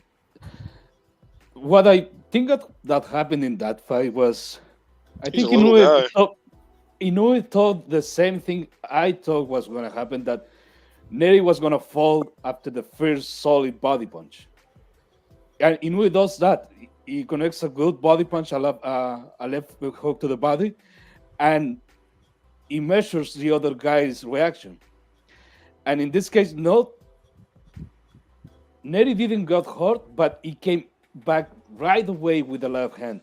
And Inoue didn't expect that because he's used to motherfuckers to fall after the first body punch. And that didn't happen. Maybe he learned something from now on, that all these motherfuckers are bigger and they're not going to fall after the first punch. Maybe. But he does do that. Oh, man. Hey, Jules, real talk. Puente are asking for the link. No, Inoue waits. He waits. After he connects a really good shot, he tries to measure the other guy's reaction. He stops for a moment and see if he's hurt. And at these weights, no, everyone is not gonna get hurt after the first punch. Not in the way that you were doing that at super flyweight. And in that knockdown with Neri, you connected a good body punch, but Neri came with a left immediately, and you didn't expect that. At 126 is like, look, man, I like the kid, but 126, if them guys is still up there, them big ass guys, like Raphael was ridiculous, bro. Like that's fucking ridiculous, bro. You are 6 foot. Isn't he like 6 feet tall at 126? 6'1". That's Who you talking? 6'1", bro. That's wild. Jeez. He's like the bionic pipe cleaner, you know what I mean? Man, look at Ray Vargas is another one. He's like 5'10". It's another one. You're talking about the guy that beat Robsey? Who you talking? No. 126, bro. Ray Vargas, Rafael Espinoza, Luis Lopez. Yeah, it was too big for him, bro. They too big for Inoue, bro. They too big. Way too big. He's gonna They have a need to tougher unify. time up there. Yeah, if he moves They up. need to unify anyway. I still think he will do well, like very well. But I like Raphael with Raphael. I don't know how much longer this beanpole is going to be able to keep making 120s. I don't know. But what I do know is they realize, Mr. Honda realized, Ohashi realized, what the fuck do we look like rushing up to go up there when it's a bigger money fight than all them fights? It's a bigger money fight with Junto. What the fuck we look like going up there? Fuck that shit. You waiting for me to go up there because I'm the money. I got the name, man. Fuck y'all. Y'all need to. And the other shit is, I don't like that shit anyway. It's for y'all. Unify. What the fuck are y'all waiting for? It's for y'all. Canelo Part 2, Electric Boogaloo. Look, Rafael, for some reason, I don't trust Rafael. Maybe because he does that. I see trying to do that fucking neck twist that Eric Morales used to do. I see that overreaction when he rolls with the punch. He tries to do that shit, but I never trust a guy that do that shit. He'll beat Vargas. I'll tell your ass what. The top 2 seeds in that division is Rafael Espinoza and Luis Lopez. It's between them two. They'll beat the others. Rafael would beat Nick Ball. He punched way harder than Ray Vargas. You can try though. You can try to get inside on him, but he will knock Nick Ball out. Luis Lopez. I would still give Luis the edge in that fight. I think Venado is gonna beat Rafael. If they fight, yeah, it's between those two. It's between those two. Ray is a good fighter, but I think Brandon about to beat him. Brandon and Brandon's another one. Like, yo, how tall are you at this weight, dog? Like, you don't want to eat, bro? Go eat. Look at him. That motherfucker doesn't eat. Bro, he don't even look real, bro. I seen him in real life at the weigh-ins, bro. He looks so weird. Don't look weird. He don't look real, bro. He look like somebody drew him, bro. Fucking Jesus. Nosferatu looking ass. Bro, he's mad tall.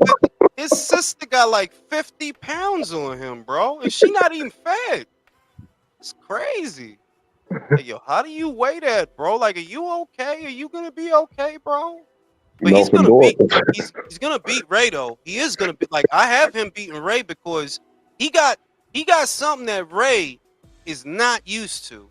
In all these weights that Ray fought, he don't come up against guys that's eye level to him. So not only are you dealing with a bigger guy than you're used to, he's a volume puncher. He's gonna be all in your shit.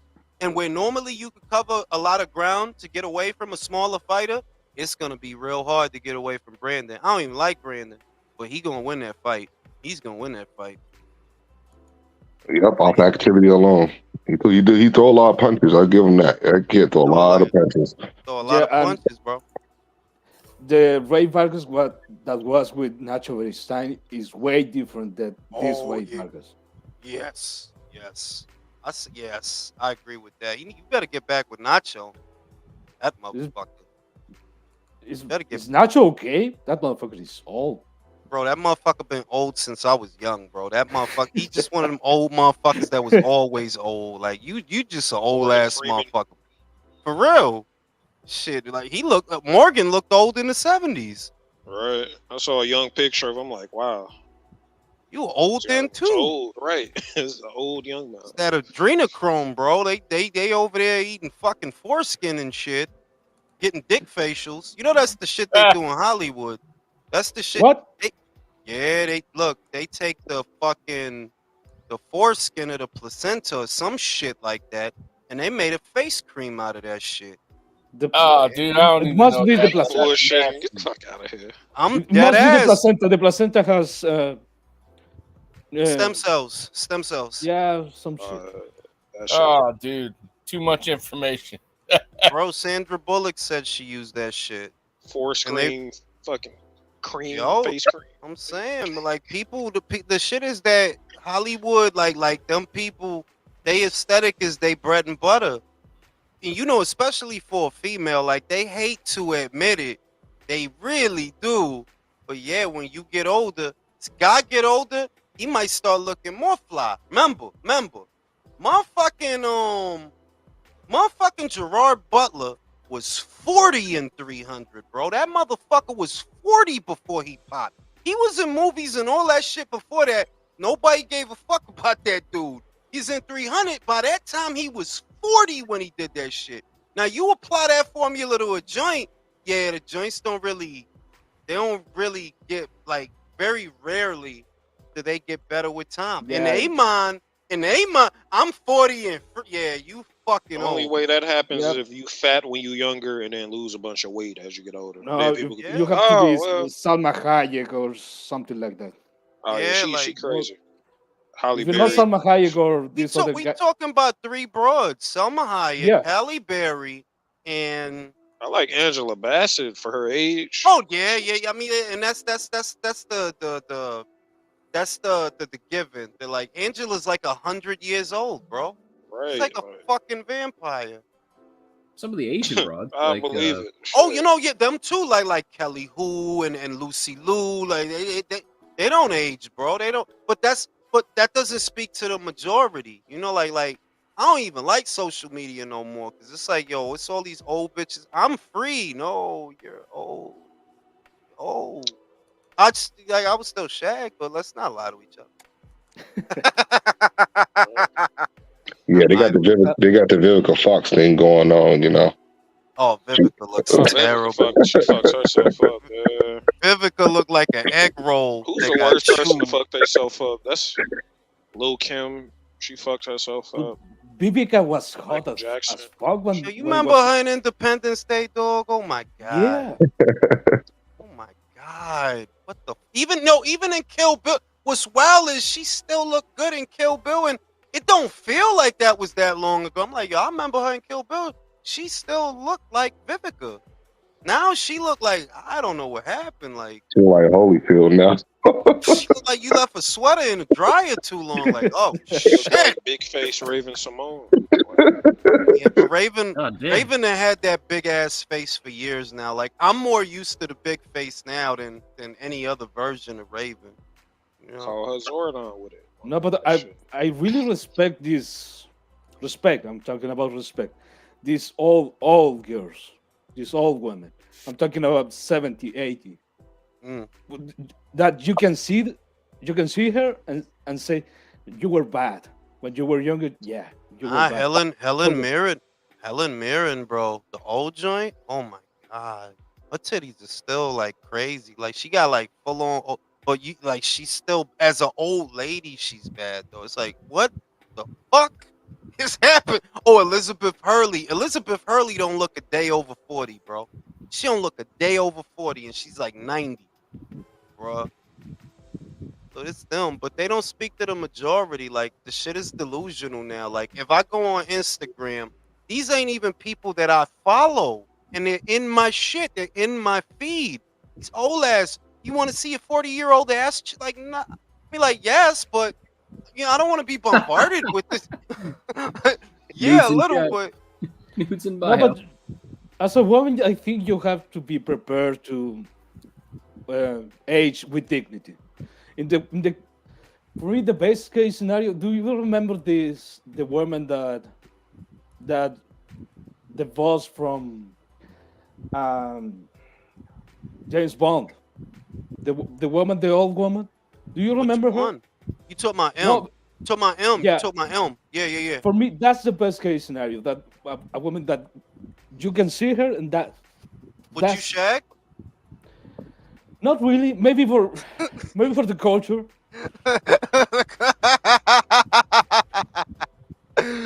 I ain't gonna lie. If I was Bond, I'll try to get that promotion. Why not? I'll try to get that promotion. OM this light, these missions. But nah, it's nauseating because it's like they're so accustomed to a woman. Her aesthetic is a weapon, and it's leverage for a lot of situations when they're young. It's the leverage that gets them in the doors to the places that men can't get into per se, unless they've made something of themselves. That's that advantage. So I noticed that it's very difficult for them to let go because it's Father Time beats us all, man. He gets us all. He gets us Sure all. does, man. Real talk. He's undefeated, but he does seem to get to them like. I guess it's for the ones that were vain, because there are a lot of women who do age gracefully. Also, there are a lot of women that age gracefully, and they don't mutilate their faces trying to hang on to what was. Whereas, particular to the industry, Hollywood, or just anybody who was like the shit when they was young, they don't want to let it go because people gonna act different now. You can't act like how you used to act no more. You ain't got it like that no more. You know what I mean? Well, it's a lot of vanity. A lot of women is vain when they're young. Could you imagine That's if they all the got? attention. Could you imagine if it was reversed? If they got better with time, how vain they would be? Oh, Oh shit. God. Have their own fucking gravitational. Not because that's the other shit that regular bitches be a little bit vain. Don't let a Right. bitch have a little bit of titty. Don't let her have a little bit of ass, because then, oh my god, I'm chosen. That's I'm not everywhere. no, Oh no, nah, nah, I'm glad it is the nah. way it is, man. I I'm gonna enjoy it tell this way. where I'm at right now is good, right? Here, that's saying that you catch a joint. I'm married, so I'm telling y'all for the single people, because I'm married. But I would say that the women here are more attractive than what you would see in. No, no, no. Let me rephrase this, because they're not actually. Like, New York is New York. Let's be real. But New York bitch's ego is the size of the city. Like, oh my god, like this bitch is insufferable, right? Whereas when you go to other places, even if you just go across the George Washington Bridge into New Jersey, bitches is a little bit more hospitable. You go further south, they're even more hospitable. And the further away you go from major cities, yeah, they're more hospitable. More hospitable, Yep. you know? Major cities, these bitches' egos is crazy. Like, do you have anything going for you besides being pretty? Shit, a blowjob from an ugly bitch and a pretty bitch really ain't that different. Don't It's say you better don't. from an ugly bitch. Be real. If you talking Hey! about that's how you straight up. She gonna suck I that went shit like with a it's a bunch of pretty fucking girls. They be dead fish, dead fishy. real, like ugly joint to go at your shit like it's an asteroid headed for Earth. Right. Fuck it, man. They go into it like they trying to get a promotion. I'm trying to get hired. Trying to get high. Get a Man, promotion. I got off the boat and shit. Spirit. They Going for that working upgrade. hard as fuck. They do that shit with spirit, man. Like they're trying to pass the bar exam or some shit. Fucking get a pretty bitch and it's a starfish, bro. Real Like talk, man. starfish. I'm telling you, pretty bitches is overrated. It's such a thing as being too pretty. It is such a thing. Because the internet now and social media now is so inundated with nudity from shapely women that it's like, do you have some cellulite you can show me? Like some I stretch mean, marks? Yeah, that's like some if you stretch already marks. get played on. Like a lot of guys now, these beta males nowadays are scared to even approach women. So that Oh, work on them. If you a guy that's already used to women and stuff that don't impress you, it's just like okay, you're just another pretty broad. the trick is to not let any of them impress you, honestly. Right. If you really want to get somewhere, like I mean, like I don't know, like everybody thinks they have everything figured out. I don't have everything figured out. All I can say is what always worked for me from the time I was a teenager till now is I'm not impressed. It's just pussy, dog. Like it's not gonna raise my credit score. So like just pussy. Right. And if you don't, I'm not afraid. Well, at least when I was not afraid to shag a ugly. Like I don't give a shit, dog. I'm just trying to nut. After that, who cares, bro? Who gives a shit? I was at a stage like that, but getting older is just No, because once you get older, peace. the other thing is I feel that just for myself. I won't even preach. I just saw guys that were 40 and 50 and they was still on the scene. Like I don't want to do that shit. No. Fuck that. Fuck that. Like that's crazy. Like I gotta be out here polying and all that. Nah, fuck that shit. I'm not even 30. I don't even want to do that. I'm 29 years old. And I don't want to be around a bunch of 21 and 22-year-olds out in the club. And that's you in the club when 40 years old. You got problems. And then for a fucking blowjob. Yeah, I've never been like a that's- club Actually, person. Jules, that statement you made is in reverse. They will drop your credit score. Yeah, they'll fuck your shit up, yo. And then if you take a step back, because for those that don't know, I'm not from this planet. I came here from Andromeda. When you take a step back and you look at what is this all for? A fucking blowjob?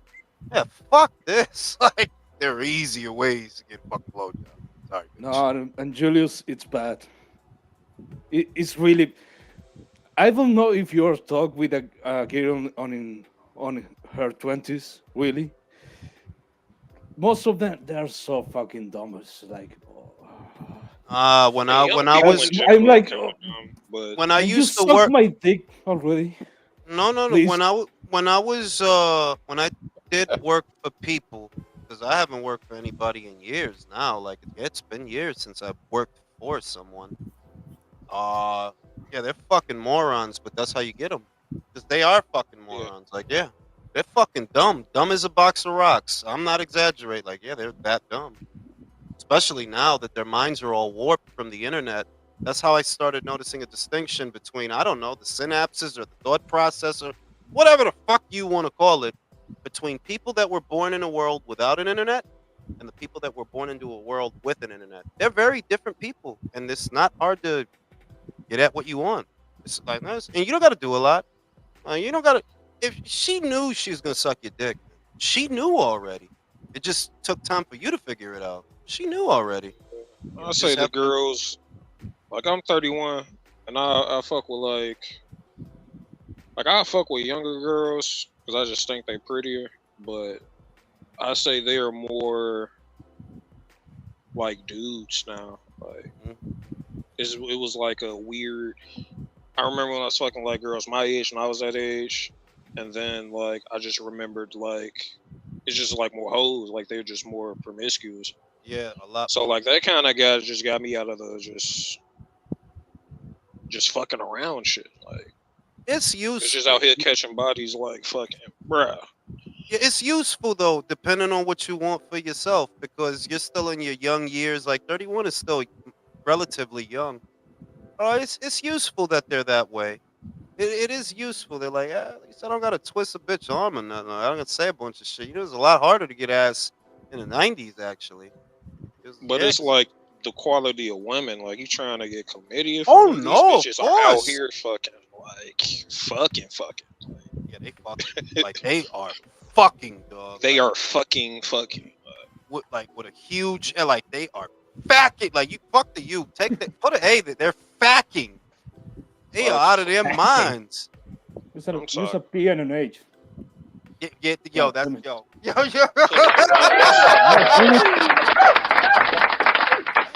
He said use the P and the H.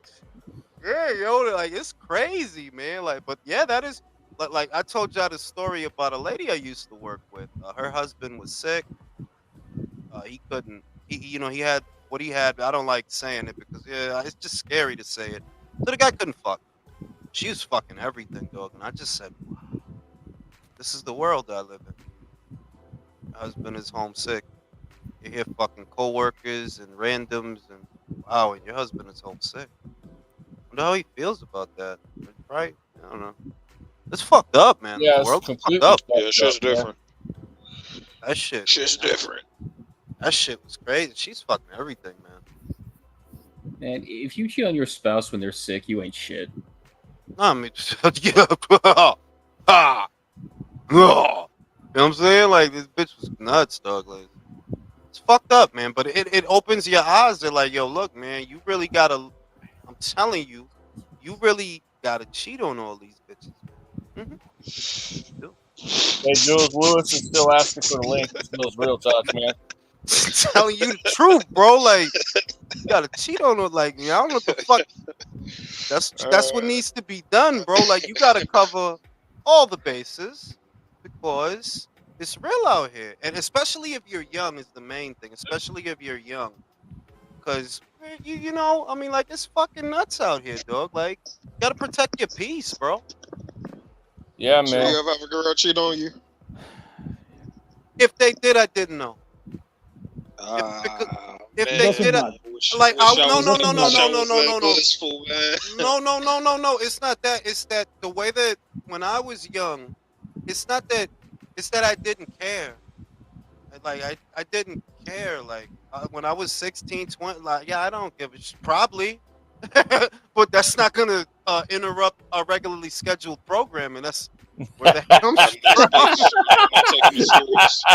Nah, I don't know, bro. The probably. best advice I ever got was at a young age, and you said just fuck a lot of broads while you're young, so you don't go through a midlife crisis, and you'll be good. Yeah, yeah. I mean, like it's like because you know when you're 16, you really don't think about it, and if you're in your 20s and you just it depends on what your 20s were. If your 20s was well you was just getting money and having fun. Yeah, I'm not fuck. I wasn't at least. I don't fucking know. I don't know what's happening. You know, I don't know. I gotta go to work. I don't know. I don't know what's happening. As you get older though, yeah, you do want to settle down, and I guess the bad thing now is that in the culture, within the Western culture, they're telling these old broads that like, yeah, you can keep acting like you 20 when no, you can't. That's Exactly. crazy. That's crazy. You gotta calm down.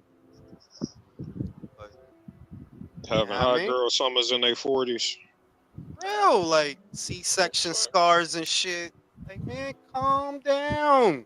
You know what I'm saying? And that shit is He said, cringe. I got this girl Damn. number last week. We fucking started talking. She like 24 with 4 kids. I'm like, God. Oh dang. man, run away, run She away, was bad too. That was the thing. I'm like, God, she look good, man. run Better for the I don't hills. care. I ain't putting on the. 4 fucking kids. Better be Run, fucking Forrest, run. nah. See, I'm glad you noticed she has 4. You better be fucking careful then. That's the flag. Like, I ain't dealing with. That's I a don't business. date women with kids. And she may not have them all from the same guy either. that's a That's a So, business model. It's easy to smash women with kids because like they watch their kids all day, so they're looking for like a release and shit. But You're looking for a man with a cape. yeah, fucking and put, that too. pussy be all out of control in the middle of the day. Be all out of control. I need to, you know what I'm saying? And Don't then give they a really kind yo, of don't they give don't a ex- compliment. they don't be expecting. I mean, when you got 4 kids, you aren't expecting a dude that wanna raise your 4 kids. Like you kind of give up hope at that point. They guys kind of looking for dick at that point. Yeah, you know? at that fucking point, yeah, like they're scraping about it. It's not like it's been underplayed the gravity of that situation to have to sire children without someone to help you raise them. But that has been the story for at least the last 30 years. In the 80s, most of us grew up without our fathers. yep. A lot of single moms. And, you know, and that shit ain't easy, but it became a staple, sort of. And it's like, yeah, that shit ain't actually good, dog, because it's not. A lot of well-to-do men are not going to pick that for themselves. Like, they not like the fuck I look like. A lot of fuck will to do fucking regular ass You know what I'm saying? gas So, station workers with no kids. Like, nah, yeah, 4 pick that. kids, bro. That's fucking crazy. No, bro. expensive 1 kid is like 4 kids, bro. Well, it just tells you she's straight reckless, man. Straight Yeah, up and, reckless. and Dumb when she was young, you know. They usually calm down after. I mean, life humbles everybody. But yeah, it calms them down. Like, see, bitch, now you can't do shit. You can't suck dick. You can't do shit. can't now. go out with your friends. Can't do none of that. That shit over. Can't do It makes you nothing. mature. You know, you want to suck dick in the staircase. You can't even do that now because it's fucking kids. You got the fucking kids you got to worry about. It's fucked Yeah. up. That's why I tell people go for the 6 that's into you, not the 10 that you want, dog. Because that 6 is gonna be a lot more low than that 10. Yeah. Hey, that's some of the realest talk, bro. And then, No, and it's then some to real top it shit. off, you got to protect yourself too, because you might catch something from one of these broads, man. So you never yeah. know. Shit, these days, man, they got uncurable, crazy, uncurable gonorrhea and all types of shit. I'm like, bro, The super clap, bro. Your fucking Bro, dick listen- grows 2 hands. bro. Super class. It's nothing that makes you more Christian. Like, for me, it's nothing that makes me more Christian than flying on a plane and then waiting for test results to come back. For real. I am. Jesus, God God, have- please, oh God, please, In depth, having in-depth conversations and shit. You know what I'm saying? And I promise, Right. and I swear. Oh, I God help you if it's a gift that keeps on giving and won't go away either. You know that could be bad too. Derek Chisora said shit. You see what Derek? He said I'm like herpes. I will not go away. Yeah, he's got 2 more fights. That dude's a fucking That legend. motherfucker's You gonna have want 2 to deal more with that fights. He's guy. not retiring. No, Jesus that's the Christ. realest shit I ever heard. He said that shit this past weekend. He said I'm like herpes. I don't go away. And he did not. He don't want to go away, bro. That fucking dude is wild, bro. But yeah, like it's crazy. Like I don't envy the young anymore. Like, cause yeah, it's easier to get what you want to get, but it's like it's not easier to settle down. All these broads is maniacs, bro, and they're all narcissists. They're You all hit the nail on the head. You hit the nail on the head, bro. Instagram did a number. Instagram and all these apps did a number on Well, women. man, I listened to this radio station, right? And there was this joint the other day was to catch a cheater, and the dude thought his woman was cheating on him. She fucked around with the coworker, got pregnant by the coworker, and then said, "I don't need him and I don't need you. I got something for me." Wow. Yeah, so I mean, Hey like man, what? all I will say is, hey man, I don't know who y'all pray to, but I knew Eve wasn't shit, and I see Eve in a lot of these bitches. Jezebel. I knew Eve wasn't shit. I could see how the whole fucking thing happened. You know how bitches always bored? See, when you're a guy, you can sit on this couch and stare at that fucking wall and be at peace. Motherfucking get high and play fucking video games for 3 days without washing. Like damn. But a it's been 3 days. bored ass bitch. What it say in the Bible? Idle hands do the devil's work. Bored ass bitch is gonna get in some bored ass shit because she's bored and fuck it all up. Eve was bored. That's why women divorce so much. They get bored, they divorce their husband, and then they end up regretting it after. You're in the Garden of Eden. It's hard to find women with hobbies. The lions is cooling. They're cooling. The angels and shit. Everything is everything. God periodically walks through the garden and tells you shit. You want to eat the one fucking apple from the one fucking tree, and that's some shit a bitch do. It's you order some shit. It's like when you go to a restaurant.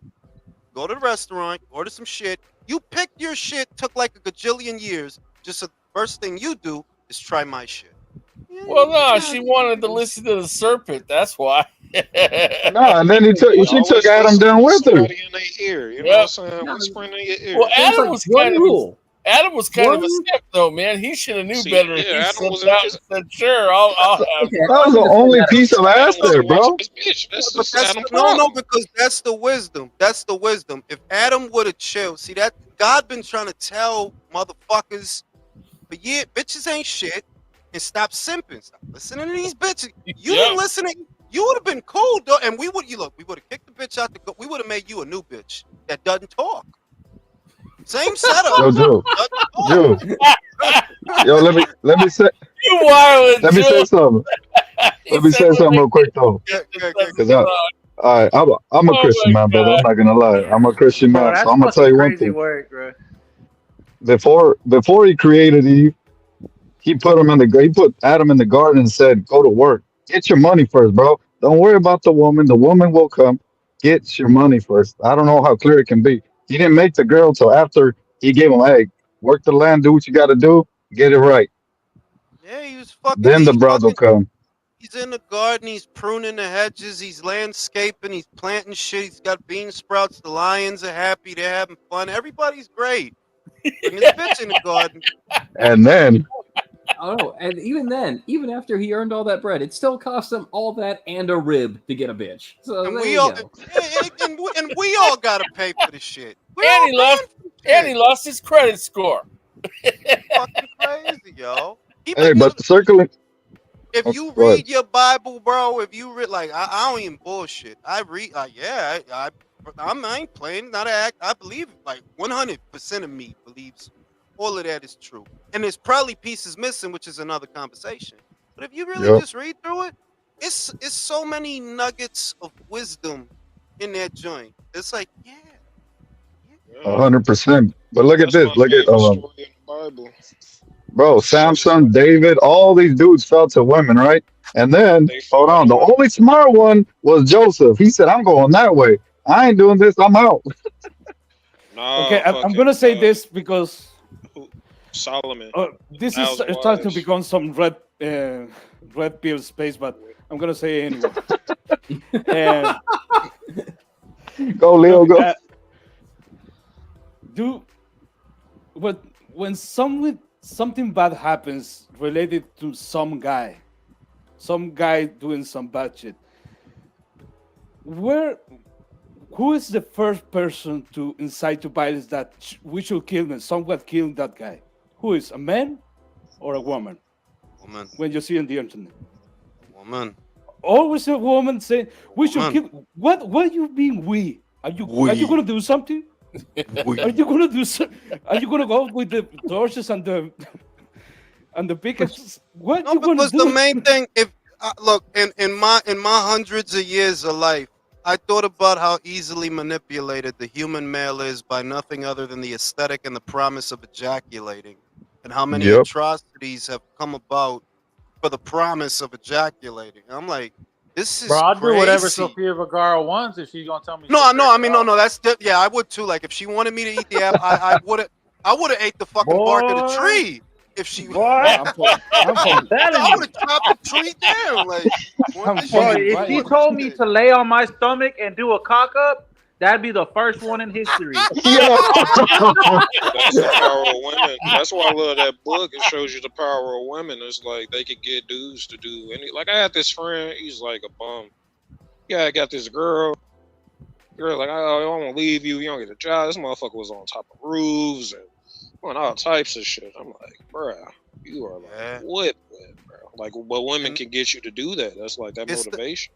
I used That's to what think that it. I used to think that it was something cognitive, or I don't know what the word I'm looking for is. I used to think it was a choice or a decision. Shit was Uh, conscious. Now I understand. This is at a much more visceral level than just the ego or the id. Uh, uh, Guys go Essential. nuts when they can't bust a god. If you notice a lot of these freaks and It's geeks out primal, here, bro. it's primal, bro. You remember when Spock wanted to kill Kirk because he needed some pussy? Y'all remember that episode? He went crazy, bro. That was the weirdest Frank, You episode. fucking nerd. he went no, but yo, you know Spock 99.9% of he is cooling. That is illogical. But the one episode where he needed some pussy, he was going crazy. B. He was And the about best part, remember the best part of that episode? Best part of the episode? The bitch was manipulating him so she could get with the guy she actually wanted to get with. she was trying to fuck, and it's another biblical episode. It's like, yo, she was trying to fuck Kirk. Spock, it's illogical. Spock. Let her fuck Kirk, bro. That's what she was trying to do. Yo, that's why all that crazy stuff happened. Like, God, I don't want to throw it out there, but in the Catholic Church, because the priest can't do what? Get Mm. fucked. It's unnatural, but a lot, and I don't want to get into Catholicism, because I don't want to I'm get not into trying to bash. I'm not trying to bash yeah, like nobody. I I'm ain't just gonna saying hate. it. It's not my faith, but you know, it's a lot of shit in there that really is not even has Agree to nothing to do disagree. with. And look Agree. at the Yeah, school yeah. shooters. All school shooters look like they don't get none. Like every time, All school every time you shooters see look the the picture, same. it's like ain't It's no way, crazy. ain't Bro, no way. do you know that I made that connection? I'm like, yo, dog, if y'all was busting nuts with regularity, you're not gonna have the energy to be mad about this shit. All this shit is bent up ejaculations that never happened, bro. You gotta cool out, Yeah, but relax. that's their fault, bro, because they keep going up to these girls nowadays, and for It's some just odd something reason, about that's the what I hunt, noticed. man. It's It's just something it's about it's the the thing hunt. about I'm closer to 40 than 30, right? So back in the day, you go up to a girl, you talk to her like she's on your level. You never talk to a woman like she's above you, because as soon as you do that, they're gonna look beneath you, like you're beneath them. And just Yep. talk Yeah. to them normal, man. If she says no, keep it pushing. Find another one. No, it's The also other shit is I think, well, I always took a more lackadaisical approach to dating when I was dating, because once again I'm married. But my approach was, I'm gonna know if she's giving me rhythm, because they make that decision. It's really what people say. Yeah, they the gatekeepers of sex. So if she want to give you some sex, she already knows she wants to give That's you a that. You hundred. just gotta catch that rhythm. It's a stare that lasts a second longer than it should. It's too much laughing at a joke I tell that isn't even that fucking funny. Just catch a rhythm. And if you catch it, you get a blowjob as a prize. And also, not Yeah. for nothing, this is an underdeveloped skill that you gotta keep some ugly bitches around that suck your dick. Yeah, because they'll cool you out and keep you level. You Yeah, need use blowjobs. the fat bitches for that. Damn right. Yeah, you got Ego boost, dog. Yeah, like that shit. And knowing that's a real shit. Like I know everybody had at least one joint that is itching for you. Like, maybe later. You know what I'm saying? But, Where's like, my 40? As know what you I'm say, Julius, the boxing is the best comparison with real life. And if you're gonna have a good pro career, you need some bumps in your record.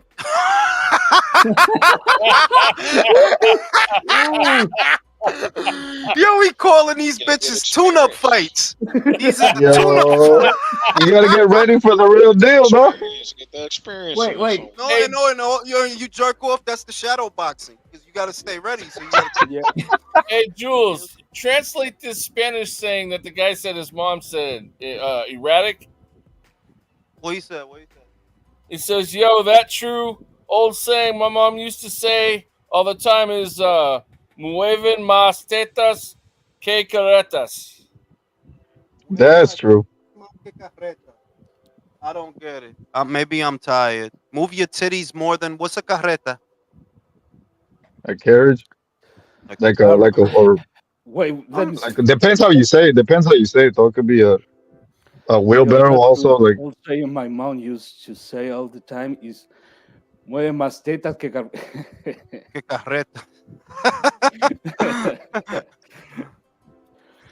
I mean, it rhymes. I yo, don't. What Let does the it mean, rhyme and Leo? the move your titties Translate more it. than the I'm not sure.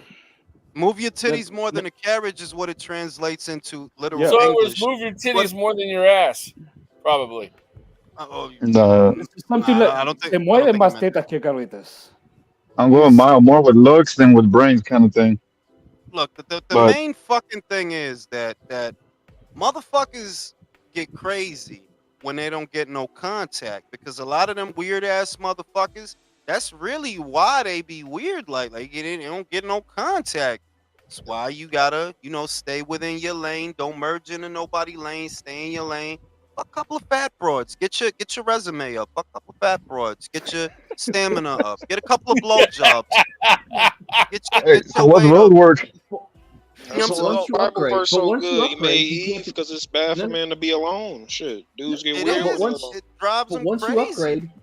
upgrade, you can't go back to that downgrade. It's why we're getting so mad at Canelo with this Berlinga shit. Like, bro, you too be good to be up with this ugly ass bitch. No. That's the other thing is you gotta like I know that it sounds generic, but these are the things that you learn as a man as you get older because this is what worked for me. You gotta be indifferent.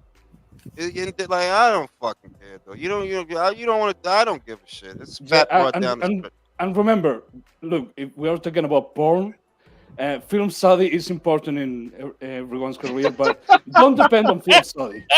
Yeah, that's the yo. The other shit is I don't know how many people will like this, but I actually stayed away from porn quite a bit when I was young. I stayed away from porn quite a bit. Like, Yup.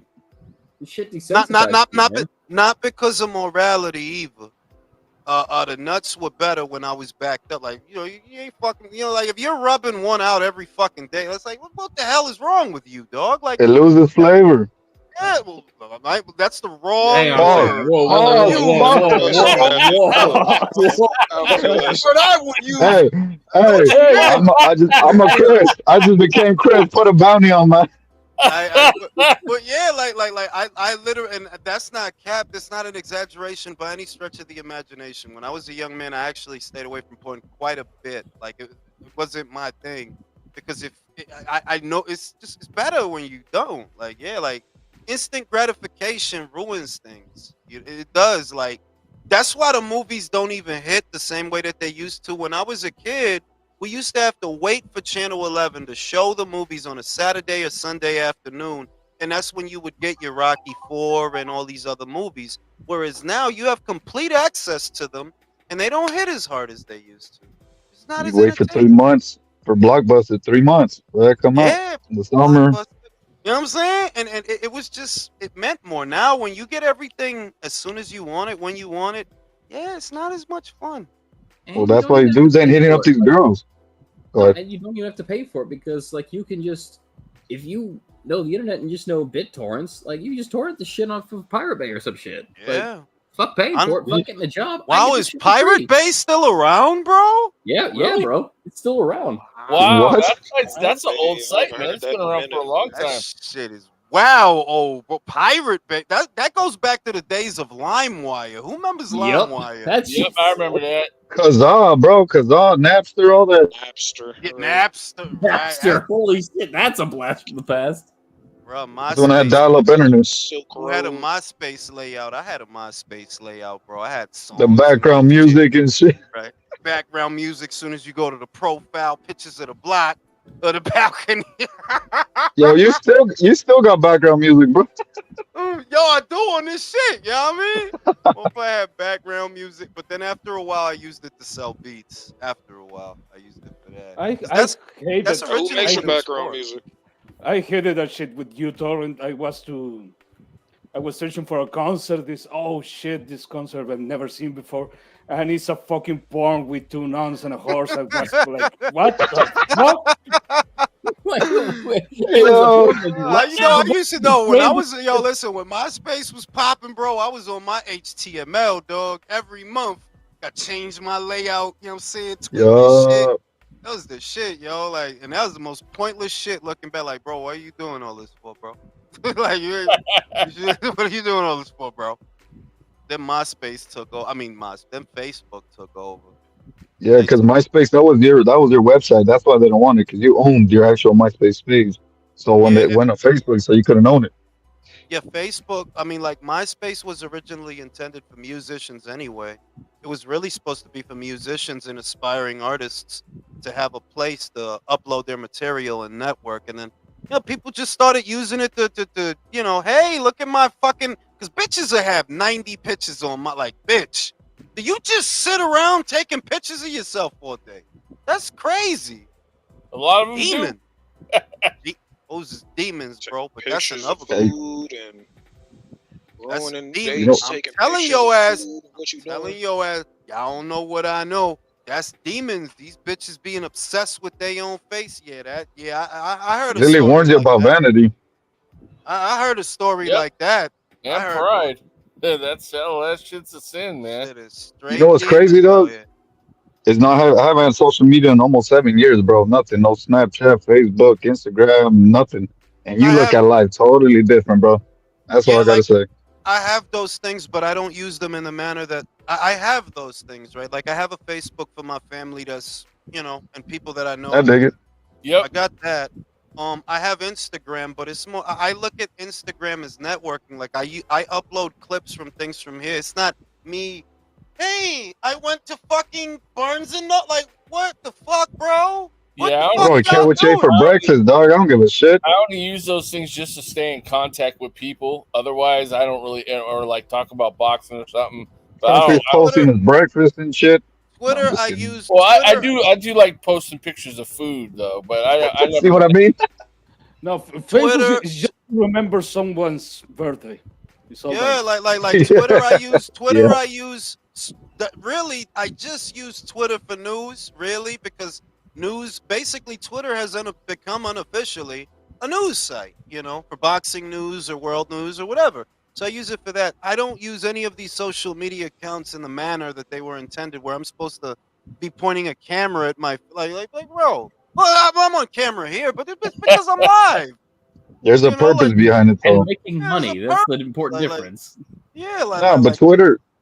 Look how much Twitter has gotten boxers in trouble, famous athletes, all these people. It's a porn site. It's a trap. To me personally, oh, actually, it is a trap to control what you can say because it's just crazy when you watch it from the outside looking in what they're doing to people. So many are relying on monetization and that being a revenue stream for them that it basically allows them to control what you're saying or what you're allowed to say. Oh yeah, they'll and you'll get censor used to it. shit out of you, man. Yeah. Dude, there's They're times where lining you up. there's times where I type comments on here in the chat and it won't let me fucking post them, even though I press the button, it won't go. I have to Yeah, reword. but they're training you. They're training you to literally to just be monetized. Like they're gonna keep you from saying certain things, and you're not gonna know that they're training you to do that. Yeah, they're subjugating you little by little. They're getting your subjugation little by little. The worst one to me is the terms they sneak in there where it's like, well, if you say something we don't approve of on some other platform, we'll ban you on this platform. Yeah. What the Bro, fuck? it's bad. I mean, like, it's bad these days. Like, I'm gonna go to sleep. Matter of fact, cause this shit getting crazy. This shit getting too deep. You just supposed to talk about boxing. Motherfuckers talking about snakes and apples and vulvas and all this crazy shit. Listen, Yeah, you know the point is You Tank Davis. started it. The main thing is that, yo, look, I don't know who people pray to, right? I don't know. But it's gonna get worse. Oh yes. And it's scary because you can see it. You can clear it if you're looking. Oh yeah, it's gonna get worse. Way worse. That's So you fact. guys be and cool. Before we go, Yeah. don't be afraid to take a tune-up. And don't be and also, I love it. don't be afraid to be a tune-up for someone else. Leo's a champion. Leo's a champion in Chile. He's a champion in Chile. Oh shit.